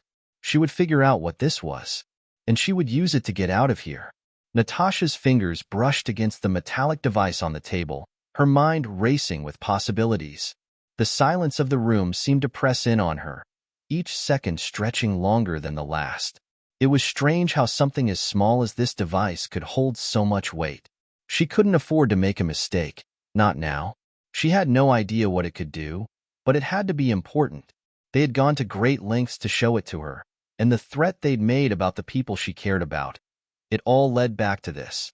With a deep breath, she picked up the device, turning it over in her hand. It was sleek, the metal cool against her palm, with no buttons or obvious switches. There was only one thing left to try, pressing the central part of the device, which appeared to be a button or sensor of some sort. Her heart pounded in her chest as she pressed it, holding her breath as she waited for something, anything, to happen. Nothing. Her fingers tightened around it. No, don't let it end like this. She pressed it again, harder this time, her frustration mounting. Still, the device remained silent, unchanged.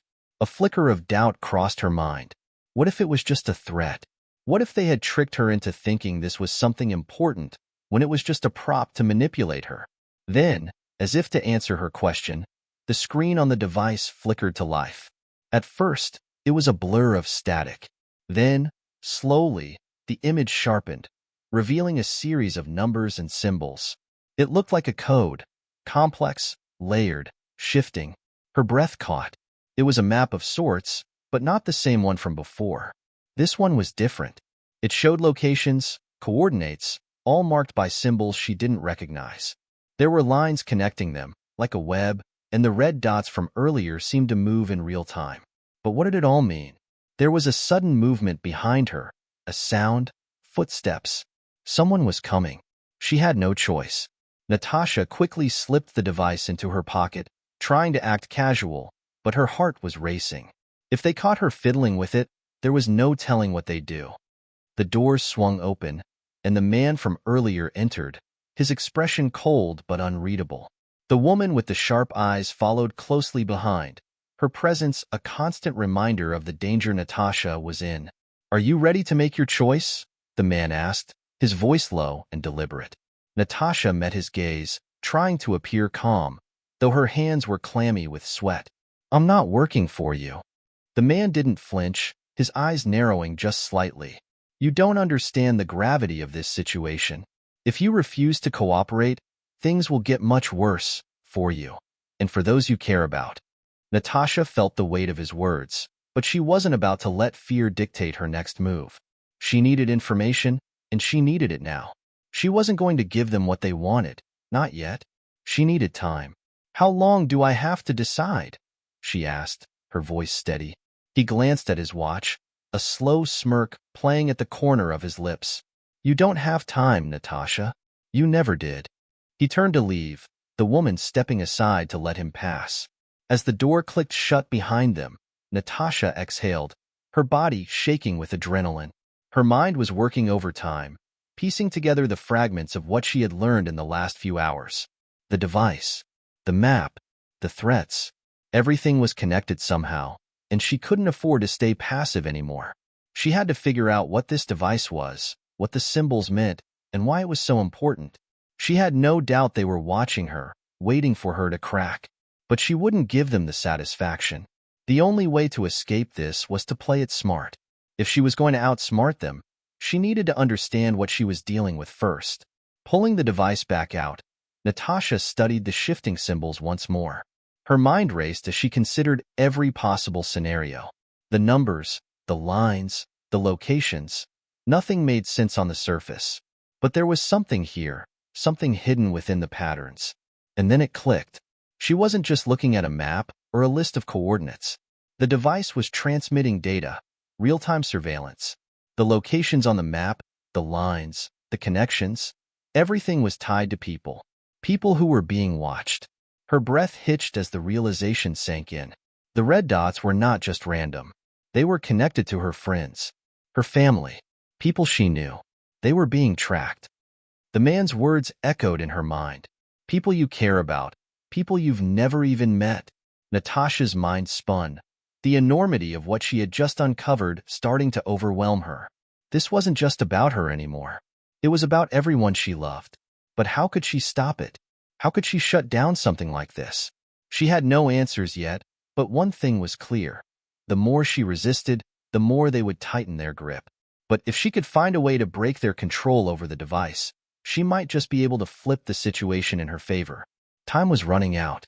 The sun had long set, casting the city in shadows, but Natasha couldn't afford the luxury of rest. The weight of the device, now hidden in her jacket pocket, felt heavier with each passing moment. The map had revealed more than she expected, and it made her feel like she was playing a dangerous game she didn't fully understand. She needed answers, but she had no idea where to start. Her thoughts kept circling back to the red dots, the locations linked to people she knew, and the unsettling feeling that everything she had worked to build was now under threat. The fact that they were watching her family, her friends, everyone, was the only thing that mattered now. She couldn't let them fall into their hands. Her phone buzzed on the kitchen counter, the screen lighting up with an incoming message. Natasha hesitated before checking it. She had already deleted a few strange messages over the past few days, cryptic notes, threatening reminders, but this one was different. This one was from an unknown number. Her heart skipped a beat as she opened it. We're coming for you. If you want to protect the ones you love, you need to make the right choice. It was them, the same group that had sent her the device. She dropped the phone back onto the counter, her mind racing. They knew she was close to understanding what was happening, and they were getting desperate. But she wasn't going to make it easy for them. Not now. Not after everything they'd put her through. Natasha needed a plan, and fast. She glanced at the clock. It was almost midnight. There was still time to make her move before the entire night became a blur of threats and uncertainty. But the more she thought about it, the more she realized she couldn't do this alone. She needed help. The answer came to her quickly. Ben, her old friend. He had been an ally in the past, someone she could trust. But would he be willing to help now, given everything that had happened? Natasha grabbed her phone again, fingers trembling slightly as she typed out a message to Ben. I need you. It's about the device. Call me when you get this. She hesitated, staring at the screen for a moment, before hitting send. It wasn't ideal. She wasn't sure if he would respond, but it was her best shot. Minutes later, the phone buzzed again. Ben's name flashed on the screen. Natasha? Ben's voice was hoarse, as if he had just woken up. What's going on? Are you okay? She exhaled with relief. He had answered. I'm not okay, Natasha replied, her voice shaky. I need your help. It's about the device I told you about. Ben fell silent on the other end for a moment, then spoke with more urgency. Where are you? I can meet you right now. Meet me at the old warehouse on 3rd and Maple, she said, glancing out the window nervously. It's the safest place I can think of. Okay, stay safe. I'll be there in 10. The call ended, and Natasha couldn't help but feel a flicker of hope. Ben might be able to help her decode the device, or at the very least, help her come up with a plan. She couldn't do this alone. She knew that now. Within minutes, she was out the door, the cool night air hitting her face as she made her way toward the warehouse. Every corner, every shadow, felt like a threat. She was being watched. She could feel it. The hairs on the back of her neck stood on end. But she couldn't turn back now.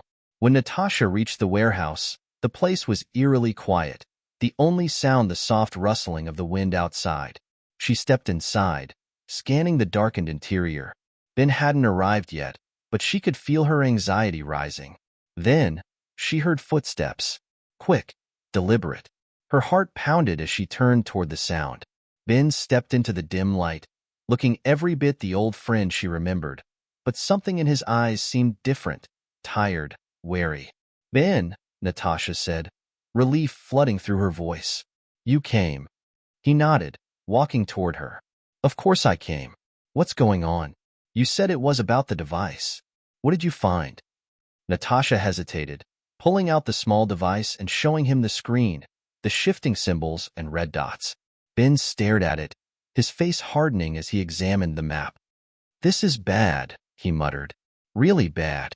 I know, Natasha replied. They're tracking people, Ben. People I care about. People you care about. Ben looked up sharply, his gaze meeting hers. What are you going to do about it? Her grip tightened on the device. I'm going to stop them, but I don't know how yet. I need to figure out what this is, what it means.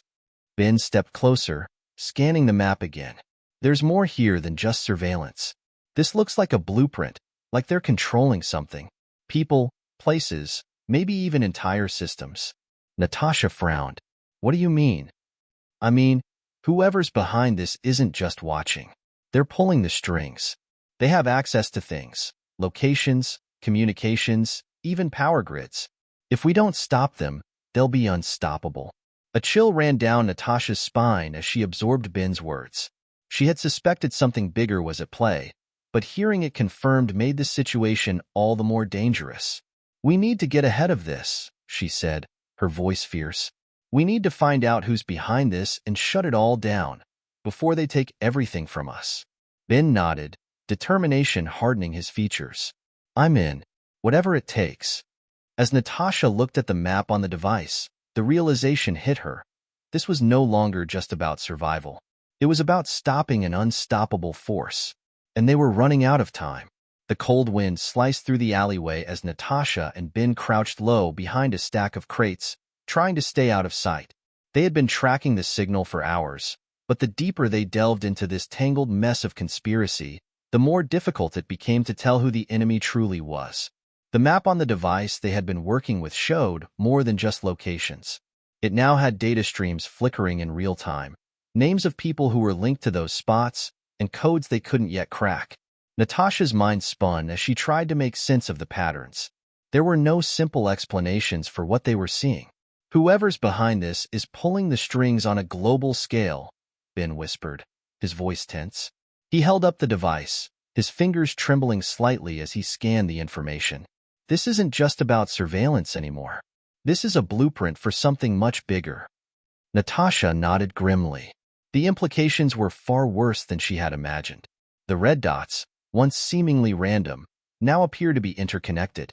Each point was linked to a specific person, a target, perhaps, but they also seemed to pulse, as if something bigger was unfolding right before their eyes.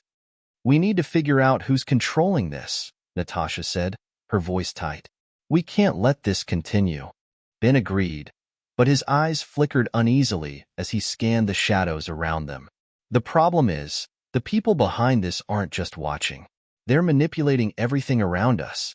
They can move people, resources, even entire operations without us knowing it. Suddenly, the hairs on the back of Natasha's neck stood up. It felt like someone was watching them. A sharp, cold feeling swept through her, and her instincts kicked into overdrive. She signaled to Ben to stay still. Her eyes darted around, searching the darkness for any movement.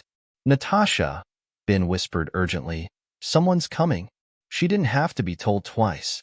Without another word, they both ducked down, crouching low and holding their breath as the sound of footsteps grew louder. The faint light from a nearby street lamp flickered, casting long shadows across the alley as a black SUV rolled slowly into view. Natasha's pulse raced. She recognized the vehicle instantly. It was the same model she had seen near her house earlier that week. The same vehicle that had been watching her every move. "Get ready," Natasha muttered under her breath, as she instinctively reached for the concealed gun she had tucked into her jacket. Ben gave her a quick nod, his jaw clenched. The SUV parked a few yards away, and two figures emerged from the vehicle. They were dressed in dark suits, moving with the quiet confidence of professionals. Natasha could tell they weren't just ordinary people. These were the kinds of men who were used to dealing with things in the shadows, quietly, efficiently, and without hesitation. "Stay down," Ben warned, as the two men began to walk in their direction. The sound of their footsteps echoed louder, almost as if the men were walking directly toward them. Natasha's heart thudded in her chest. She didn't know how they had been found, but it didn't matter now. The only thing that mattered was getting away, staying alive long enough to figure out what they were really up against. "Natasha," Ben whispered, his eyes wide with alarm, "do you have a plan?" The answer came before she even had a chance to think. She wasn't sure how they had found them, but she knew they couldn't stay here. "Not now. Run," Natasha hissed, and without wasting another second, they both bolted into the shadows, dashing down the alley toward an escape route they had scouted earlier. The men in the dark suits shouted behind them, but Natasha didn't slow down. She could hear their pursuit gaining ground, their footsteps quickening as they rushed to catch up. It was like being hunted, and the sense of danger was suffocating. Every twist and turn seemed to be leading them deeper into the unknown, further from safety. They rounded a corner and cut through another alley, but the sound of footsteps grew louder. Natasha glanced over at Ben, whose expression was one of grim determination. They didn't have much time. "We need to split up," Natasha said, her voice urgent. "I'll go left, you go right. Meet back at the warehouse in 10 minutes. Ben gave her a quick, decisive nod. "Be careful." With that, they split up, disappearing into the maze of streets and alleys. Natasha's breath came in ragged gasps as she ran, her mind racing. She had no idea how they had been tracked, but she couldn't afford to waste time thinking about it. The men were getting closer. The night felt endless as Natasha darted between buildings, keeping her eyes on the shadows, her instincts sharp and her senses heightened. The city was alive with noise, but there was a strange silence in the air, as if something was waiting to explode. Finally, after what felt like an eternity, Natasha spotted the familiar shape of the warehouse ahead. She slowed down, her pulse still hammering in her chest, and slipped into the darkness of the building. The warehouse was empty for now, but she wasn't alone for long. Moments later, Ben emerged from the shadows, breathing heavily but unharmed. "Did you lose them?" Natasha asked, her voice a mix of relief and apprehension. Ben nodded, wiping sweat from his brow. "Yeah, I think we're safe for now." But the tension between them was palpable. They knew they weren't safe, not yet. The men in the SUV hadn't been a random threat. Whoever was behind this was far more organized and far more dangerous than either of them had imagined. "We need to move quickly," Natasha said, her mind already working through their next steps. "They're on to us now, and they won't stop until they have what we know." Ben's face hardened. "Then let's make sure they never get the chance." The quiet hum of the warehouse was broken only by the sound of Ben's breath as he leaned against a rusted metal beam. His eyes were fixed on the map sprawled out on the table in front of him, the lines and codes that seemed to make less sense with every passing hour. Natasha paced back and forth, her mind racing as she tried to find the next move. This isn't just a game anymore, she muttered under her breath, frustrated by the lack of answers. This is war. Ben looked up, his face grim. Yeah, I know, and we're caught in the middle of it. Whoever's behind all this, he gestured to the map, to the flickering dots, to the names they had been trying to make sense of for days. They're watching us, and they won't stop. Natasha stopped pacing and stared at him, her mind shifting gears. We can't just run forever, Ben. We need to hit back, find the core of this, find out who's pulling the strings before they find us. Ben stood, running a hand through his disheveled hair. But how? Every lead we've followed has been a dead end. And if we go public, we're putting more people at risk. We don't have the resources or the allies we need to face something like this. The thought of going public sent a chill down Natasha's spine. She had seen the fallout of exposing powerful enemies before, people who had the means to disappear without a trace. They couldn't afford to make mistakes, and there was no way to predict how the powerful forces they were dealing with would react. We need to get to the source, she said, more to herself than to Ben. There's a data center, somewhere in this city. It's the key to everything. Ben raised an eyebrow. You sure about that? She nodded, tapping the map. This signal, the pattern we've been tracking, it's all pointing to that location. The data center is where they're funneling everything. Communications, intel, operations. If we get there, we'll get answers. Ben's face tightened. It's too risky. Whoever's behind this won't let us walk in without a fight. We don't have a choice, Natasha replied, her voice hard. We can't keep hiding. We have to face them head-on, or we'll never get the truth. Ben exhaled sharply, as though weighing his options. Fine, but we need a plan. A solid one. They spent the next few hours scouring the map for potential entry points, analyzing every security measure they could think of, and strategizing how to infiltrate the data center without getting caught. The stakes had never been higher. Later that night, Natasha found herself standing in front of the mirror, pulling on her tactical gear. The weight of the situation was starting to sink in. This wasn't just about uncovering a conspiracy anymore. This was about survival. She could feel Ben's eyes on her from the doorway, and she turned to face him. You ready? He asked, his voice steady, but there was an edge to it. Something Natasha had never heard from him before. Yeah, she replied. Let's get this done. They had no idea what they would face at the data center, but they knew one thing for certain. It was now or never. If they didn't act soon, the people behind the conspiracy would strike first, and they wouldn't have a chance to stop them. The drive to the data center was a blur of city lights and anxiety. The closer they got, the more Natasha's pulse quickened. They were about to walk straight into the lion's den, and they had no idea how many enemies awaited them. As they parked a few blocks away from their destination, they were surrounded by the cold darkness of the city. It felt like the calm before a storm. We stick to the plan, Natasha whispered, checking her weapon and making sure everything was in place. We get in, grab the intel, and get out. No heroics. Ben nodded, his expression unreadable. Got it. No heroics. They moved swiftly, slipping through the shadows, careful to avoid detection. The data center was a high-security facility, nestled in an industrial part of the city. There were guards at every entrance, and the perimeter was fortified with cameras and alarm systems. But they had planned for this. Using a series of distractions they had set up earlier, Natasha and Ben managed to slip past the outer security, climbing up to a maintenance entrance on the roof. From there, they accessed the building's interior through an emergency ventilation system. The inside of the data center was just as cold and sterile as they had imagined. Rows upon rows of servers hummed softly in the dim light, and the faint smell of machine oil lingered in the air. They moved quickly through the maze of equipment, searching for the central terminal. Almost there, Natasha whispered, her heart pounding in her chest. She could feel the weight of the moment pressing down on her. They were so close, too close to turn back now. But just as they reached the main control room, a sudden alarm pierced the silence. Red lights flashed, casting eerie shadows across the walls. Natasha's eyes widened. Ben, she hissed, but it was already too late. The doors to the control room slammed shut, locking them in. From the corner of her eye, Natasha saw shadows moving at the far end of the hall. They were surrounded. "We've been compromised," she muttered, her voice laced with panic. But even as the words left her mouth, she knew what had to be done. There was no turning back now. The hum of the alarms drowned out everything else. Natasha's pulse was racing as she tried to assess the situation. She and Ben were trapped in the control room, with the heavy steel door now sealing them inside. The flickering red lights cast an eerie glow across the room, and the muffled sounds of footsteps echoed through the hall outside.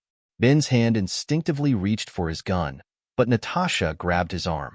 "Don't make a move until we know what we're up against," she whispered urgently. Her mind raced, calculating their next steps. The data center was too large and too heavily guarded for them to fight their way out. They needed to think smarter. "Think," she muttered to herself, glancing around the room. It was a sterile, utilitarian space. Consoles, screens, and servers lined the walls. No windows. No exits except the one that had just been locked. "Ben, can you hack into the system?" she asked, her voice low but firm. "We need to shut down the alarms, or at least buy us some time." Ben nodded without hesitation, moving quickly to the nearest console. His fingers flew over the keys, his focus absolute. Natasha kept a watchful eye on the door, listening for any sign of movement. A soft beep sounded from the console. Ben glanced up, his face tense but determined. "I'm in, but we've got about 3 minutes before the security override triggers a lockdown. If we don't make it out in time, the whole building will be locked down tighter than a vault." "Then we've got 3 minutes," Natasha said, her voice steely. "Let's make them count." She moved to the server racks, scanning the equipment. There had to be something here, some kind of backdoor or security weakness they could exploit. After a few seconds of rifling through the network cables, she found it, a small, unsupervised panel at the side of the room. She yanked it open and found a series of access ports, each one labeled with various security codes. "Ben, I need you to help me with this," Natasha called out. "I can't disable the security systems from here, but I can reroute the backup servers. We'll need to buy another minute." Ben quickly joined her at the panel, his eyes scanning the codes. "Got it," he said. His fingers worked with precision, and Natasha's heart pounded as they both scrambled to execute their plan before the inevitable happened. The seconds seemed to stretch into eternity, but Ben finally gave a slight nod. "Done." The flashing red lights turned yellow, signaling the momentary shutdown of the security systems. "We've bought ourselves some time," Natasha said, breathing a sigh of relief. "But we need to move fast." Ben looked back at the door. "No time to waste. You take point." Natasha didn't hesitate. She nodded and pushed forward, moving as silently as she could down the hallway, her senses on high alert. Every sound, every creak, had her jumping, ready for the next step in their escape. They reached a stairwell, the quiet clicking of Ben's boots echoing as they descended. The air was thick with tension as they moved deeper into the building, toward the maintenance exit they had identified earlier. The alarms still wailed in the background, but the red lights were now a dull, muted yellow, offering a brief window of escape. The door to the stairwell opened onto a dimly lit corridor. The sound of footsteps grew louder, unmistakable. Natasha's grip on her weapon tightened. "They're coming," Ben said under his breath, his voice taut with urgency. Natasha scanned the hall, her mind running through their options. They could try to outrun the guards, but that was risky. The other exit was too far. They would never make it. "No choice," she muttered. "We fight." Ben looked at her, his expression hard. No turning back now. They quickly moved to an alcove by the wall, concealing themselves in the shadows. Footsteps grew nearer, the sound unmistakable now. Then, just as two figures rounded the corner, Natasha sprang into action.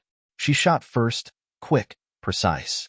The guard crumpled to the floor, and Ben followed up with 2 shots of his own, taking out the second before he could react. There was no time to celebrate the small victory. They moved on, adrenaline pumping, their every step calculated. But they weren't out of the woods yet.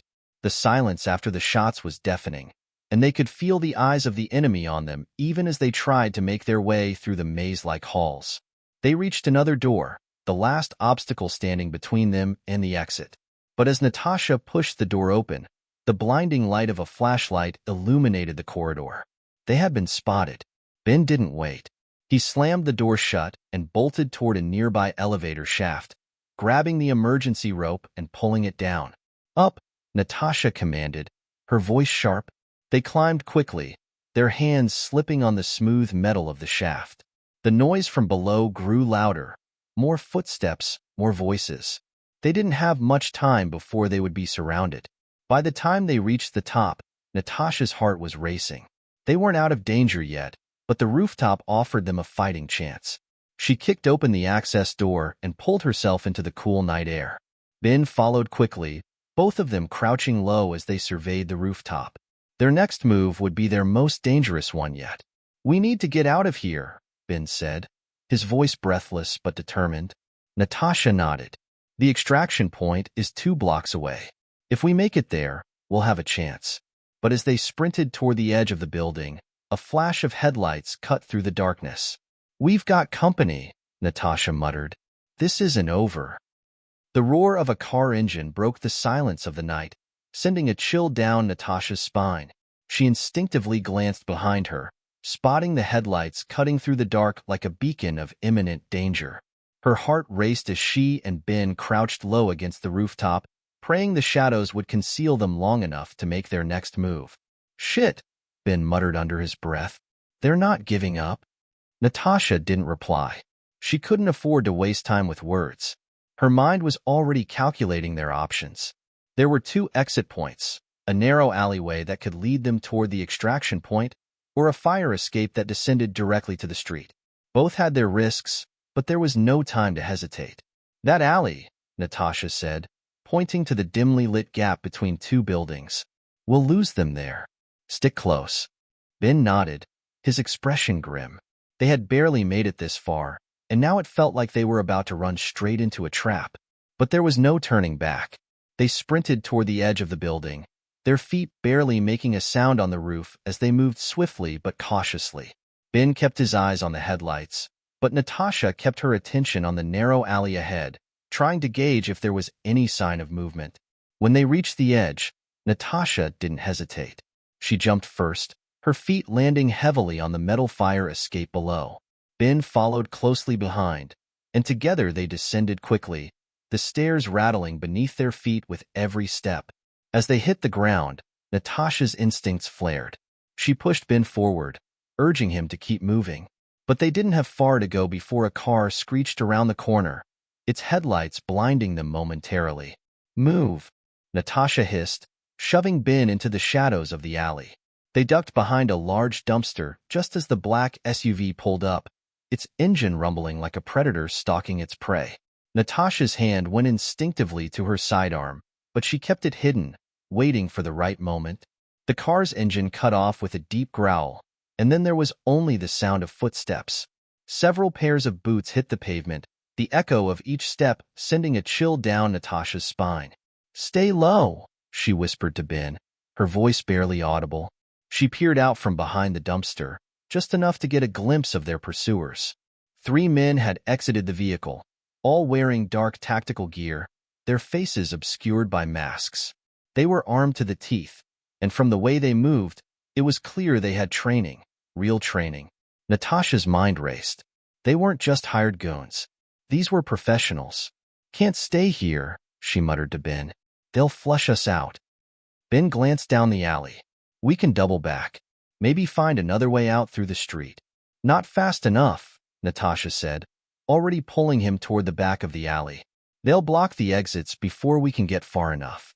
Their best bet was to make a break for it, but there was a catch. The alley was a dead end. "We'll need to make a stand," she said grimly. "Get ready." Ben reached for his gun, but Natasha shook her head.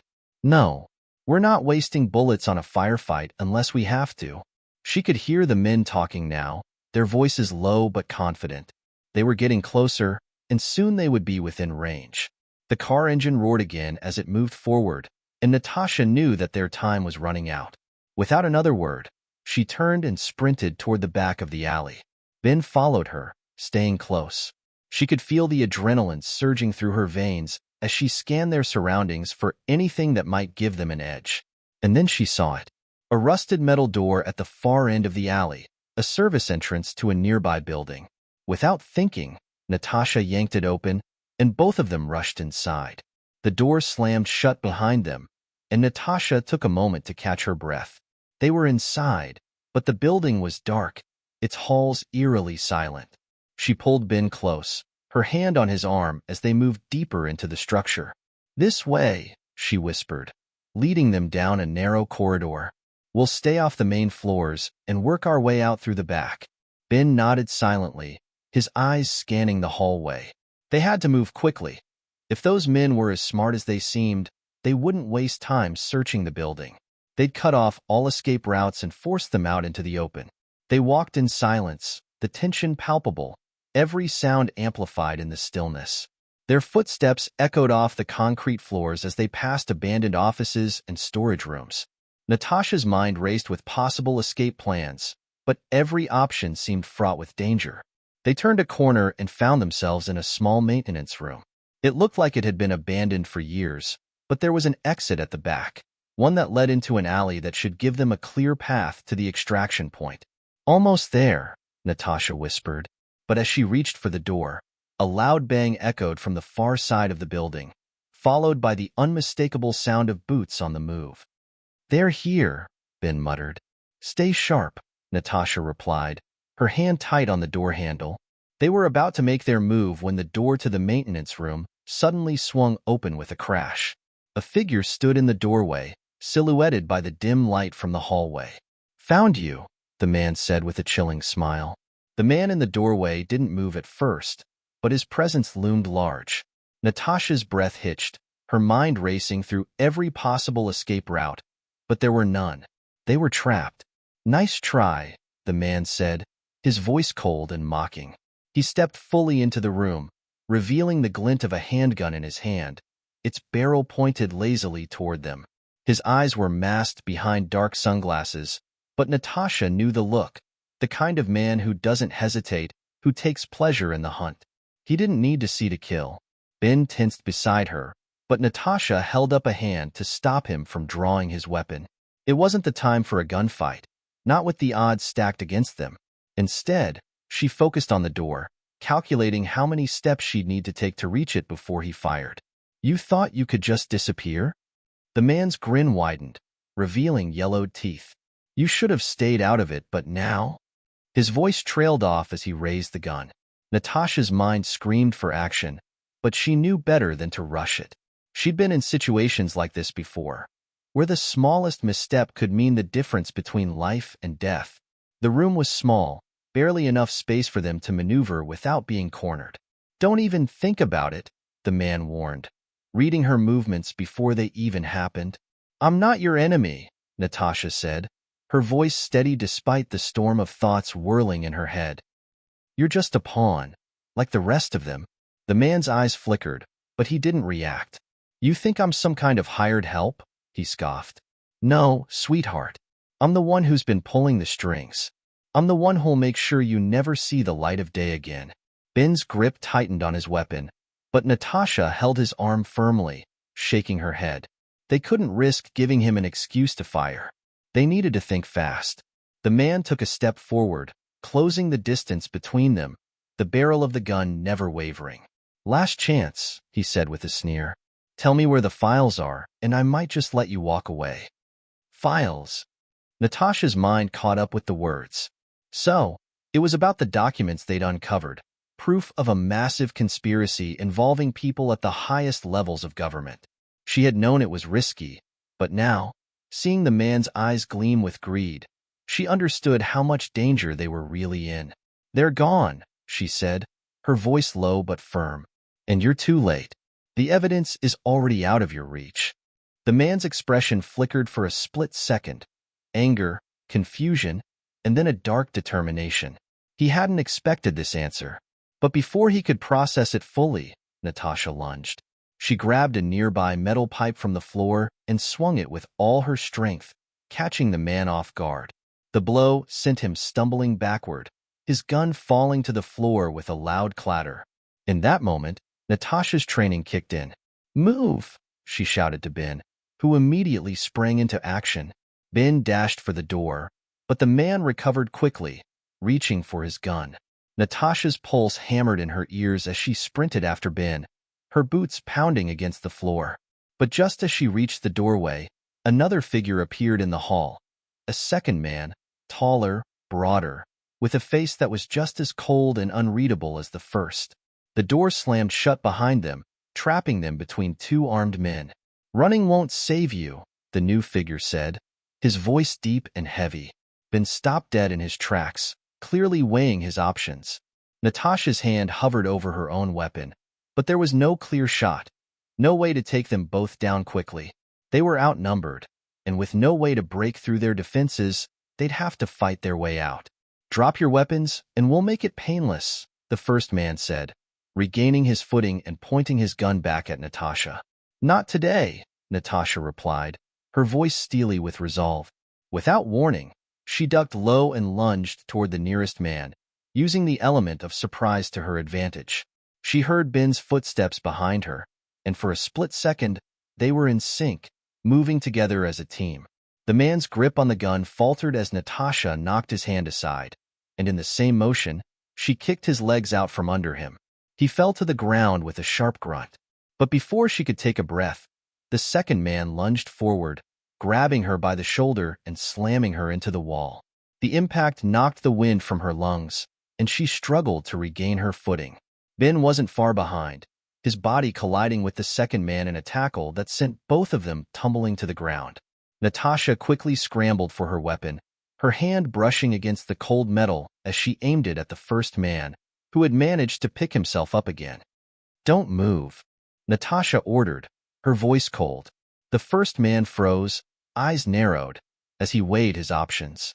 But he knew, if he didn't comply, he'd be dead in an instant. Ben scrambled to his feet and came to her side. "We need to go," he said urgently. "They'll be back with reinforcements." Natasha's grip on the gun tightened, but she didn't pull the trigger. She knew they couldn't afford to waste time. She had to make sure they were out of danger first. "Where are they taking the files?" Natasha demanded, her voice low but lethal. The first man said nothing. Natasha stepped closer, keeping the gun trained on him. "Talk." But before he could answer, a noise echoed from further down the hall, a distant thud, followed by a loud crack. Someone else was coming. The situation was deteriorating fast. "Now!" Natasha snapped at Ben, grabbing his arm and pulling him toward the nearest stairwell. They ran, heartbeats pounding in their ears, with the sounds of pursuit close behind them. It wasn't over yet. This was just the beginning of their deadliest chase yet. The stairwell echoed with their footsteps, the sound sharp and urgent in the silence of the moment. Natasha's pulse raced, each beat louder than the last as they descended, the weight of their situation pressing down on her chest. Ben was close behind, his breath heavy but steady. They had to stay focused. The faint noise of pursuit grew louder. Their enemies weren't far behind. The man they just left behind was already making his way toward them, and Natasha could feel the seconds ticking away. There was no time to lose. She glanced over her shoulder, her eyes flicking between the dark stairwell above them and the concrete steps below. "How much farther?" Ben asked, his voice tight with effort. The walls seemed to close in on them as they neared the bottom of the stairs. "Not far," Natasha replied, her mind working quickly. There had to be a way out. There always was. She just had to find it. They reached the bottom of the stairwell, and Natasha skidded to a halt, scanning the narrow hallway in front of them. There were only two doors, one leading to a back exit, the other to a storage room. Neither was ideal, but they didn't have a choice. "We're taking the back exit," Natasha decided, grabbing Ben's arm and pulling him toward the door on the left. She could hear the footsteps of their pursuers above, growing closer. Ben nodded, and they pushed through the door, spilling into an alley behind the building. The cool night air hit Natasha like a slap to the face, and she gasped, filling her lungs with it as she assessed their surroundings. The alley was narrow, bordered on both sides by tall, crumbling buildings. There was nowhere to hide, and nowhere to go but forward. "We've got to get out of here now," Natasha said, her voice sharp. "We can't outrun them, but we can outsmart them." Ben didn't hesitate. "You're the strategist. What's the plan?" Natasha's eyes darted from side to side, assessing every corner, every possible escape route. The sound of approaching vehicles echoed in the distance. The men wouldn't be far behind, but there was a chance they could throw them off their trail if they moved quickly. "Follow me," Natasha ordered, setting off toward a small alleyway to their right. They had to keep moving, never staying in one place too long. If they did, they'd be sitting ducks. As they rounded a corner, Natasha spotted what she was looking for, a large dumpster at the far end of the alley. It was an old, rusty thing, its lid half open, but it could serve their purpose. She grabbed Ben's arm, pulling him toward it. "Get in," she urged, glancing over her shoulder once more. The sounds of their pursuers were closer now. They had to be within minutes of catching up. Ben's brow furrowed in confusion, but Natasha didn't have time to explain. They both jumped into the dumpster, crouching low beneath the pile of trash and debris. It was cramped, filthy, but it was the only option they had. She stifled a cough, willing herself to stay as silent as possible. The moments stretched on like hours. Every sound seemed amplified in the close quarters, the scrape of boots on concrete, the distant rumble of a car engine. Natasha held her breath, praying they wouldn't be discovered. The seconds ticked by, each one dragging them closer to the brink. Natasha's muscles ached from the stillness, but she dared not move. She kept her eyes on the narrow opening between the lid and the dumpster's edge, watching for any sign of movement. Ben was just a shadow next to her, his breathing shallow. Then, just as she thought they might be in the clear, the sound of footsteps grew louder. She could hear them now, the men searching the alley, their voices sharp and accusing. "Where the hell are they?" one of the men called out. "They couldn't have gone far." "They've got to be around here somewhere," the other man grumbled. Natasha's heart hammered in her chest. She could feel the heat of their proximity, the tension building with every passing second. She clenched her fists, forcing herself to stay calm, stay hidden. One wrong move, and they'd be caught. She didn't know how long they waited, but it felt like an eternity. Eventually, the footsteps began to fade, the voices growing more distant. Natasha risked a glance toward the alley's entrance, watching the shadowy figures move farther away. The men were moving on, following the wrong trail. Finally, Natasha let out a breath, her body relaxing for the first time in what felt like hours. But they weren't out of danger yet. She turned to Ben, her eyes meeting his in the dim light. "We're not safe yet, but we've bought ourselves some time." Ben nodded, his face grim but determined. "Where do we go now?" Natasha thought for a moment. They couldn't go back to the apartment, and they couldn't trust anyone they knew. The only option left was to go underground, disappear into the shadows until they could figure out their next move. "There's a safe house," Natasha said quietly. "It's not far, but we need to move fast. We can't stop until we're sure they've lost us for good." Ben didn't argue. He trusted her judgment, and they both knew the stakes were higher than ever. They climbed out of the dumpster, their movements quick but cautious. The alleyway was empty, but the danger still lingered in the air. Natasha led the way, her eyes scanning every corner, every streetlight. They had no time to waste. As they made their way through the city, Natasha couldn't help but wonder how much longer they could keep this up.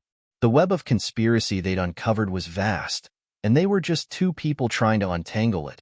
But they couldn't back down, not now. Not when the truth was so close. And with every step, the weight of what they were fighting for grew heavier. It wasn't just their lives on the line anymore. It was the fate of everyone who had ever trusted them. The night was thick with tension, the air heavy with the promise of what lay ahead. Natasha and Ben had made it to the safe house, a nondescript building tucked away in an industrial part of the city. The lights were dim, the windows boarded up. It looked abandoned, but to Natasha's trained eyes, it was secure, at least for now. They stepped inside, the door creaking shut behind them. The interior was dark, but Natasha could make out the outline of an old couch, a few dusty chairs, and a table cluttered with papers. The smell of mildew hung in the air, but it was a welcome scent compared to the stench of danger that had followed them. They were safe, for the moment. Ben leaned against the wall, wiping the sweat from his brow. I didn't think we were gonna make it out of that one. Natasha didn't answer immediately. She was already moving through the room, her eyes scanning the surroundings. She was always thinking, always assessing. They had a brief window of safety, but it wouldn't last forever. We made it this far, Natasha said finally, her voice cool and steady. But we can't afford to get comfortable. Not yet. Ben exhaled, the tension in his shoulders not quite gone. How long do we stay here? As long as it takes to regroup, Natasha replied, her gaze flicking over the pile of papers on the table. She moved toward it, carefully picking up a few sheets. It was a jumble of notes, some handwritten, some typed. But among the chaos, Natasha saw something familiar, a map. She spread it out, her fingers tracing the familiar streets and landmarks. This is it. This is what we've been looking for. Ben joined her, his eyes narrowing as he studied the map. What is it? A blueprint, Natasha said, her voice low. Of everything. The connections, the locations, the key players. We were right to dig deeper. This isn't just a conspiracy. This is bigger than we thought. Ben stared at the map, his expression hardening. So what now? Now, we finish this, Natasha replied. We take them down. But even as she said the words, a chill ran down her spine. They weren't just up against a corrupt organization anymore. They were up against people who would stop at nothing to protect their secrets, and who had the resources to do so. I don't trust this place, Ben muttered, glancing around warily. Natasha nodded. Neither do I. But we don't have a choice. We need a plan. She started pacing, her mind racing through possibilities. They had to be careful. Every move they made was now a risk, every decision critical. One mistake, and it could all be over. Do you have anyone we can trust? Ben asked. Anyone who can help us? Natasha stopped, her gaze focused on a small box on the table. It was an old burner phone, nothing unusual, but Natasha's instincts told her it wasn't a coincidence. She picked it up, turning it over in her hands. I might. She dialed a number, the line ringing once, twice, before a voice picked up.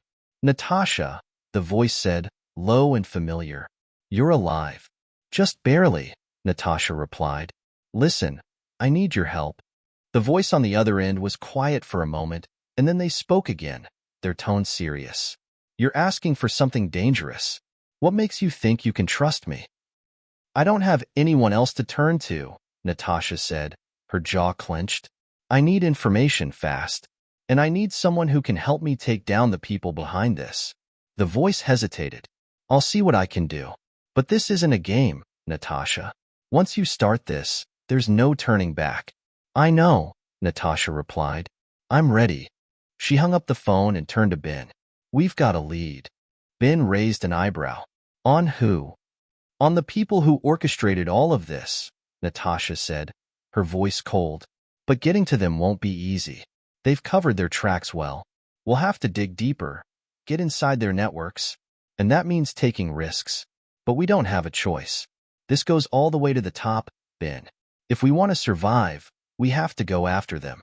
Ben nodded, determination flashing in his eyes. I'm with you. We're in this together, Natasha said, her voice steady despite the gravity of the situation. But we can't waste any more time. They'll be coming for us soon enough. And when they do, we need to be ready. The room was silent for a moment, the weight of their decisions settling over them. Natasha knew the dangers they were facing, the risks that came with trying to bring down such a powerful enemy. But she also knew they couldn't stop now, not when they were so close. She walked to the window and peered outside, watching the shadows stretch across the streets. The world outside was still, but she knew better than to trust the calm. There was always something lurking just beneath the surface. The game was on, and the stakes had never been higher.